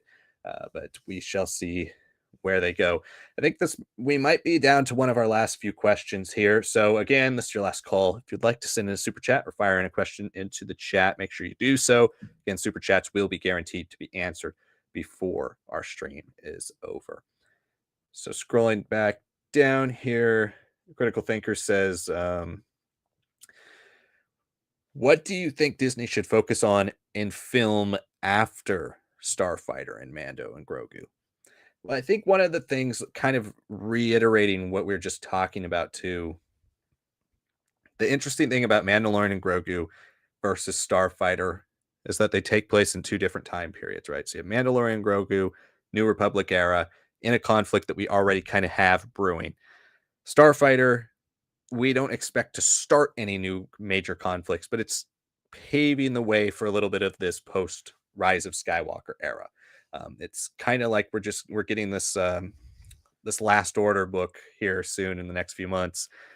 I don't expect that to be some massive game changing thing, but it kind of just starts the ability to move post Rise of Skywalker. I think Dawn of the Jedi is a great place for them to go next if that is still happening, because what Disney can do well, similarly to the kind of loose idea of cinematic universe or cross pollination or whatever you want to call it, by developing certain time periods in a variety of different time periods, you give yourself the ability to go with whatever's hot, right? Like if Dawn of the Jedi comes out and it's a massive hit, and Starfighter's okay, and it's not a huge hit, and Mandalorian and Grogu is already Mandalorian and Grogu, it's got its built-in fans, but maybe it's starting to wear its welcome. People aren't as interested in it anymore. Now you have a new place to go. So if you diversify your time periods, if you diversify your eras, if you diversify stories and you tell stories across different things, you have the ability to create multiple cinematic universes within your one franchise. That's what Star Wars kind of gives you, is you can do a bunch of different things and you can have different stories going on at different times. Kind of, I mean, another DC example right now is you got the DCU with Superman, and we're getting Supergirl next year. Then we're getting Superman 2 in 2027. You got Peacemaker that's kind of part of that. And you've got Lanterns next year, but you also have Batman coming out in 2027, the same year as Superman 2. You got the Batman 2. It's a different world. You had the Joker last year. DC's always done these like Elseworlds tales, and these wouldn't be Elseworlds tales, but they'd be so spread apart from Dawn of the Jedi to Starfighter that visually, iconography, everything about them would scream that they're, yes, Star Wars, but so incredibly different. And I think that's the bonus of focusing on Dawn of the Jedi or Old Republic, also on top of doing these other periods, is because people could confuse Mandalorian and Grogu and maybe Starfighter, because visually I feel like they'll be a little more similar, because sequels is stylistically fairly similar to original trilogy. But Dawn of the Jedi should be completely different. Old Republic should be completely different. So if you want to do that, I think that's where they should focus next, is really getting these other things off the ground and seeing what works and what connects with audiences and going with more of it. Because if Dawn of the Jedi is the big hit, then that might be what you want to go with. I'm starting to lose faith that that movie's ever going to happen, but or at least under James Mangold, I feel like it could still happen. But he's got so many other things going right now. It doesn't seem like they're any closer to starting. But also with DC too, like he was announced as the director for Swamp Thing years ago, right? Who knows if that's happening right now, because they've made comments too about like Andy Muschietti they don't know if he's going to be the director of Batman anymore for the DCU Batman as well. So I think a lot of those announcements, similar to the way Star Wars has done it in the past, they were a little premature. They've moved as things have evolved into different realms, and we'll see how they evolve over time. But for James Mangold, we know he's doing that Timothy Chalamet heist movie next. Is Star Wars after that? Is Swamp Thing after that? Does he have another project after that? Who knows? So it's not really more of a realistic take, but it's my take is more based on the idea of trying to have Disney and Star Wars build out and flesh out so many different things that they give themselves options for where they can put their focus in the future. And I think that's where they are right now, is like rediscovering passion for Star Wars, and where is that passion going to be rediscovered in. And if it's all of them, great. If it's two of them, great. If it's one of them, great. If it's none of them, well, you got to keep trying. And that's I think that's their big thing right now. Yeah, I mean, I agree. I want these different eras, and I know critical thing. You do bring up a good point about how there is this almost fear that's around the Disney Plus era of like trying two new things, right? But I don't think anybody really watched an Obi-Wan Kenobi and a Mandalorian and grew and got confused. Now, again, don't get me wrong. Once The Force Awakens was out and Rogue One came out, I did hear in person people confused, like, why is the Death Star back and all that? Like, yeah, that's unfortunately a thing that's gonna happen. But I don't think we're ever gonna reach the height of like the Force Awakens hype and like the energy that was there until we get like an episode 10, 11, 12. We're in this in-between era, and this in-between era had its own in-between era with the whole streaming wars that Disney and everybody else participated in. Now that it's died off and worn off and is kind of reverting back to the more regular traditional norms, now just everything digital, everything a subscription as opposed to on cable or on your regular TV. Now movies against gets the priority, especially with now everybody realizing I can just take my streaming movie and show, cut it back down to a movie, put it in theaters, make $1 billion like they did with Lilo and Stitch, right? Like it's just a safer investment all around. So I don't think that directionalist comment is totally wrong, but I think they'd rather be directionless on movies than they would on the small screen. On the small screen, it's almost like everything works better when it's connected, when it's all lined up together, where you can kind of stick together season by season, even if it's not the same season, the same show, same season in that same universe. And that's kind of what worked with the Marvel Defenders kind of storytelling being told between Daredevil, Jessica Jones, Iron Fist, Luke Cage. Obviously, I don't think the execution in the back half of that was super great, but it was a lot easier to stay that because you're kind of all contained in New York, same time period, etc. Right? So if that's what we get in shows moving forward with Disney Plus, great. I'd love to see that both animation and live action, and not necessarily have huge galactical stakes as we're getting with The Mandalorian ever since season 2 came out, right?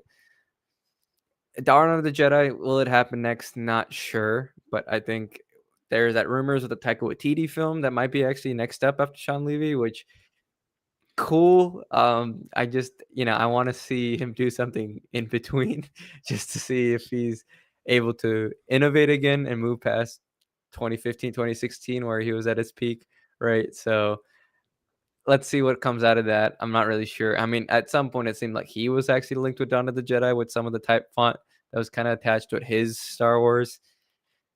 Not really sure what's happening there in general, but different eras can happen. And like Liam was saying, if it's not super hot right now, it doesn't mean it's not gonna be picked up later. It can just be like, "Oh, wow, like, Starfighter's out of the gate crazy, Dawn of the Jedi, he's got its diehard fans. It made a decent return from its budget. Let's prioritize Starfighter 1 and then 2, and then after 2 comes out, maybe push ahead with a TV show for that continues with some of the side characters, and then we jump into Dawn of Jedi 2, and then we'll go into Starfighter 3 and 4, and then Dawn of Jedi 3. Stuff like that. Like, it's just rebalancing and adjusting to the market, really. That's kinda how Star Wars should play it at this point, and I mean, if it all works out, it all works out. You get to do every year do a different film from the 3 eras or something that are happening concurrently. I just think that once you start getting past 2, it might get a little confusing for people, and the nice thing, like Liam said about Dawn of Jedi, is that it's so drastically different visually, time period-wise, and everything that it shouldn't feel familiar at all in a way that The Force Awakens and Rogue One could be. But, we'll see, we'll see. I don't think we're gonna suddenly get something like Night Jedi live action introduced where we're now 1,000 years in the future while we're discovering stuff thousands of years in the past, and then Skywalker Saga and adjacent. Like, I just don't see that personally, but if we get post-sequel era, we wrap up everything in Mandalorian Grogu because they've run into that issue where they have to finish the story, and it's their biggest moneymaker. They finish that up, and you're just dealing with Dawn of the Jedi and post sequels. I think you can handle that pretty well. And here's the main reason I'm not really agreeing with what you're saying, critical thinker, because I think you're misunderstanding what I'm saying. I'm not saying do a bunch of random stuff and then just move on. I'm saying start different things. Go in like I've said this 100 times on the channel. I know you've probably heard me say it, critical thinker, because you're here on most of these streams.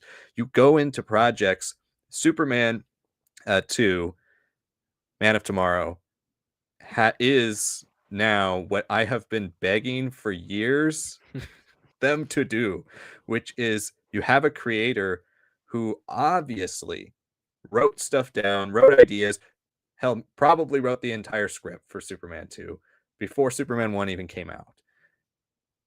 And then when it was confirmed hit, they move into it. And now you've got another one. The era that we are living in needs to change for film franchises to survive. And so I say all of this with the caveat that it will change. The idea of waiting 3 to 5 years for a sequel is ridiculous. The idea of waiting 3 years for a new season of TV is ridiculous. And that's where I agree with you, critical thinker, is that the way they operated the TV side was like, we'll see what's a hit and then we'll greenlight season 2. You can't do that in today's world. There's too much competition. People are going to forget about it instantly, and that's the thing that these creators are dealing with nowadays is nobody wants to risk the money, right? But how much of it is a risk to pay a writer, let's say 500,000 to $1 million, which is a lot of money, but for a studio, not that much, especially when you're dealing with $200 million movies. How much of a risk is it to pay that writer to say, hey, if this was a hit, we would like you to get going on at least outlines for a sequel? and for what you would do with this universe, because we like your direction. If it's a hit, then we're going to go with it. And we're going to need you to be committed to this project. If it's not a hit, we'll pay you for your time, but then we're going to move on. If that's what they do, then they have things going all the time for all these different directions. And I think these are so different. All these different directions that they can go are so different that it won't feel scattered, because it doesn't feel like you're just doing origin story here, origin story there, all over the place, right?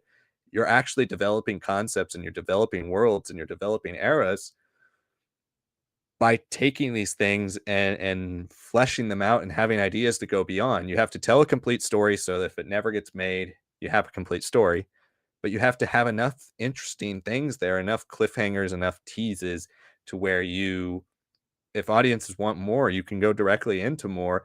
And we don't have a 5-year wait for the Batman 2. We have a 2-year wait for Superman 2, right? Like DC is a great example of a studio that's done it both well and terribly. And so they, that should be the new norm for it's the way movies used to get made. And they haven't Yeah. done it because nobody wants to risk the money. But in my head, it's like, what's the risk? Is $1 million for a studio a big risk to pay a writer to do some pre-work versus waiting, then greenlighting a $200 million movie, it flopping, and then losing $200 million? Like, what's that? Seems like a very big discrepancy to me. So if I was running a studio, that's how I would approach it. If it was, especially if it's a major studio. And so, like, I just think any project they do, they have to obviously assume they're going to do more, unless it's a complete standalone concept. And I agree with you, critical thinker, that I would like to avoid as many standalone concepts as possible, because it doesn't encourage audience engagement. It doesn't encourage audience excitement. It can be great. It can be an awesome project, but it should be 1 out of every 5 or 6 things you make, not 4 out of every 5 things you make. And that is where, again, I go back and agree with you. We're like, we needed more multi-season shows. We needed more projects that had investment long term instead of a bunch of standalone things. So that's where, like, with my pitch, I would say everything you look at, everything you make, any direction you go, has the prospects of a future, not a standalone idea. And if you have somebody who comes in, like maybe Sean Levy is, with a great standalone idea, and you say, hey, that sounds awesome, let's do this movie. Or somebody pitches a great Star Wars horror movie concept, or somebody pitches a great Star Wars concept, but it's about young Han Solo, and you finally get kind of a Solo too, but not really. It's a different story completely, right? You can do those, but have those things for the audience to really look forward to. Know that these are stopgaps, and know that the heart and soul of your series is elsewhere, right? That's where I hope they go.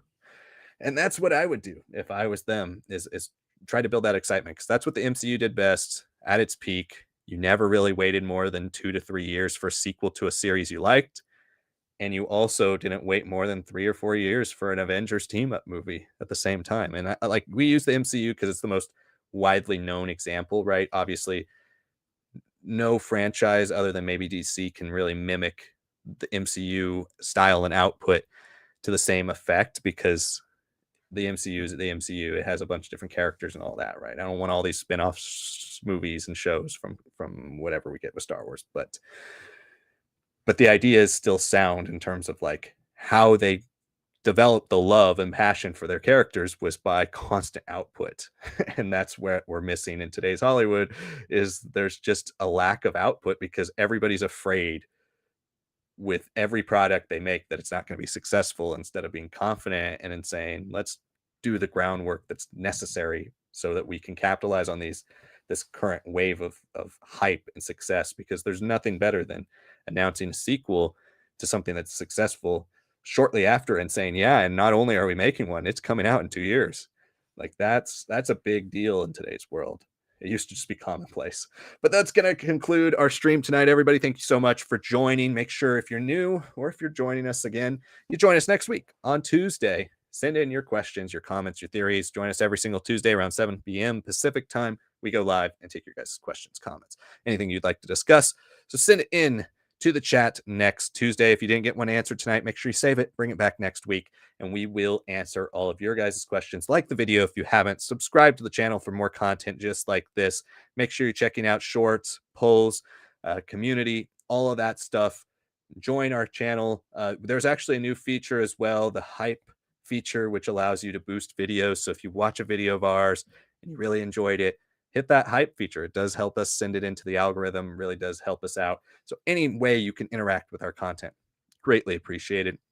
If you want more Star Wars Lads content, make sure you check out our Patreon and YouTube membership programs, see if there's a tier that's right for you. Thank you so much for watching tonight, everybody. We had some great discussions, a lot of fun talking with you all, and we will see you all next Tuesday for the next live stream and Q&A.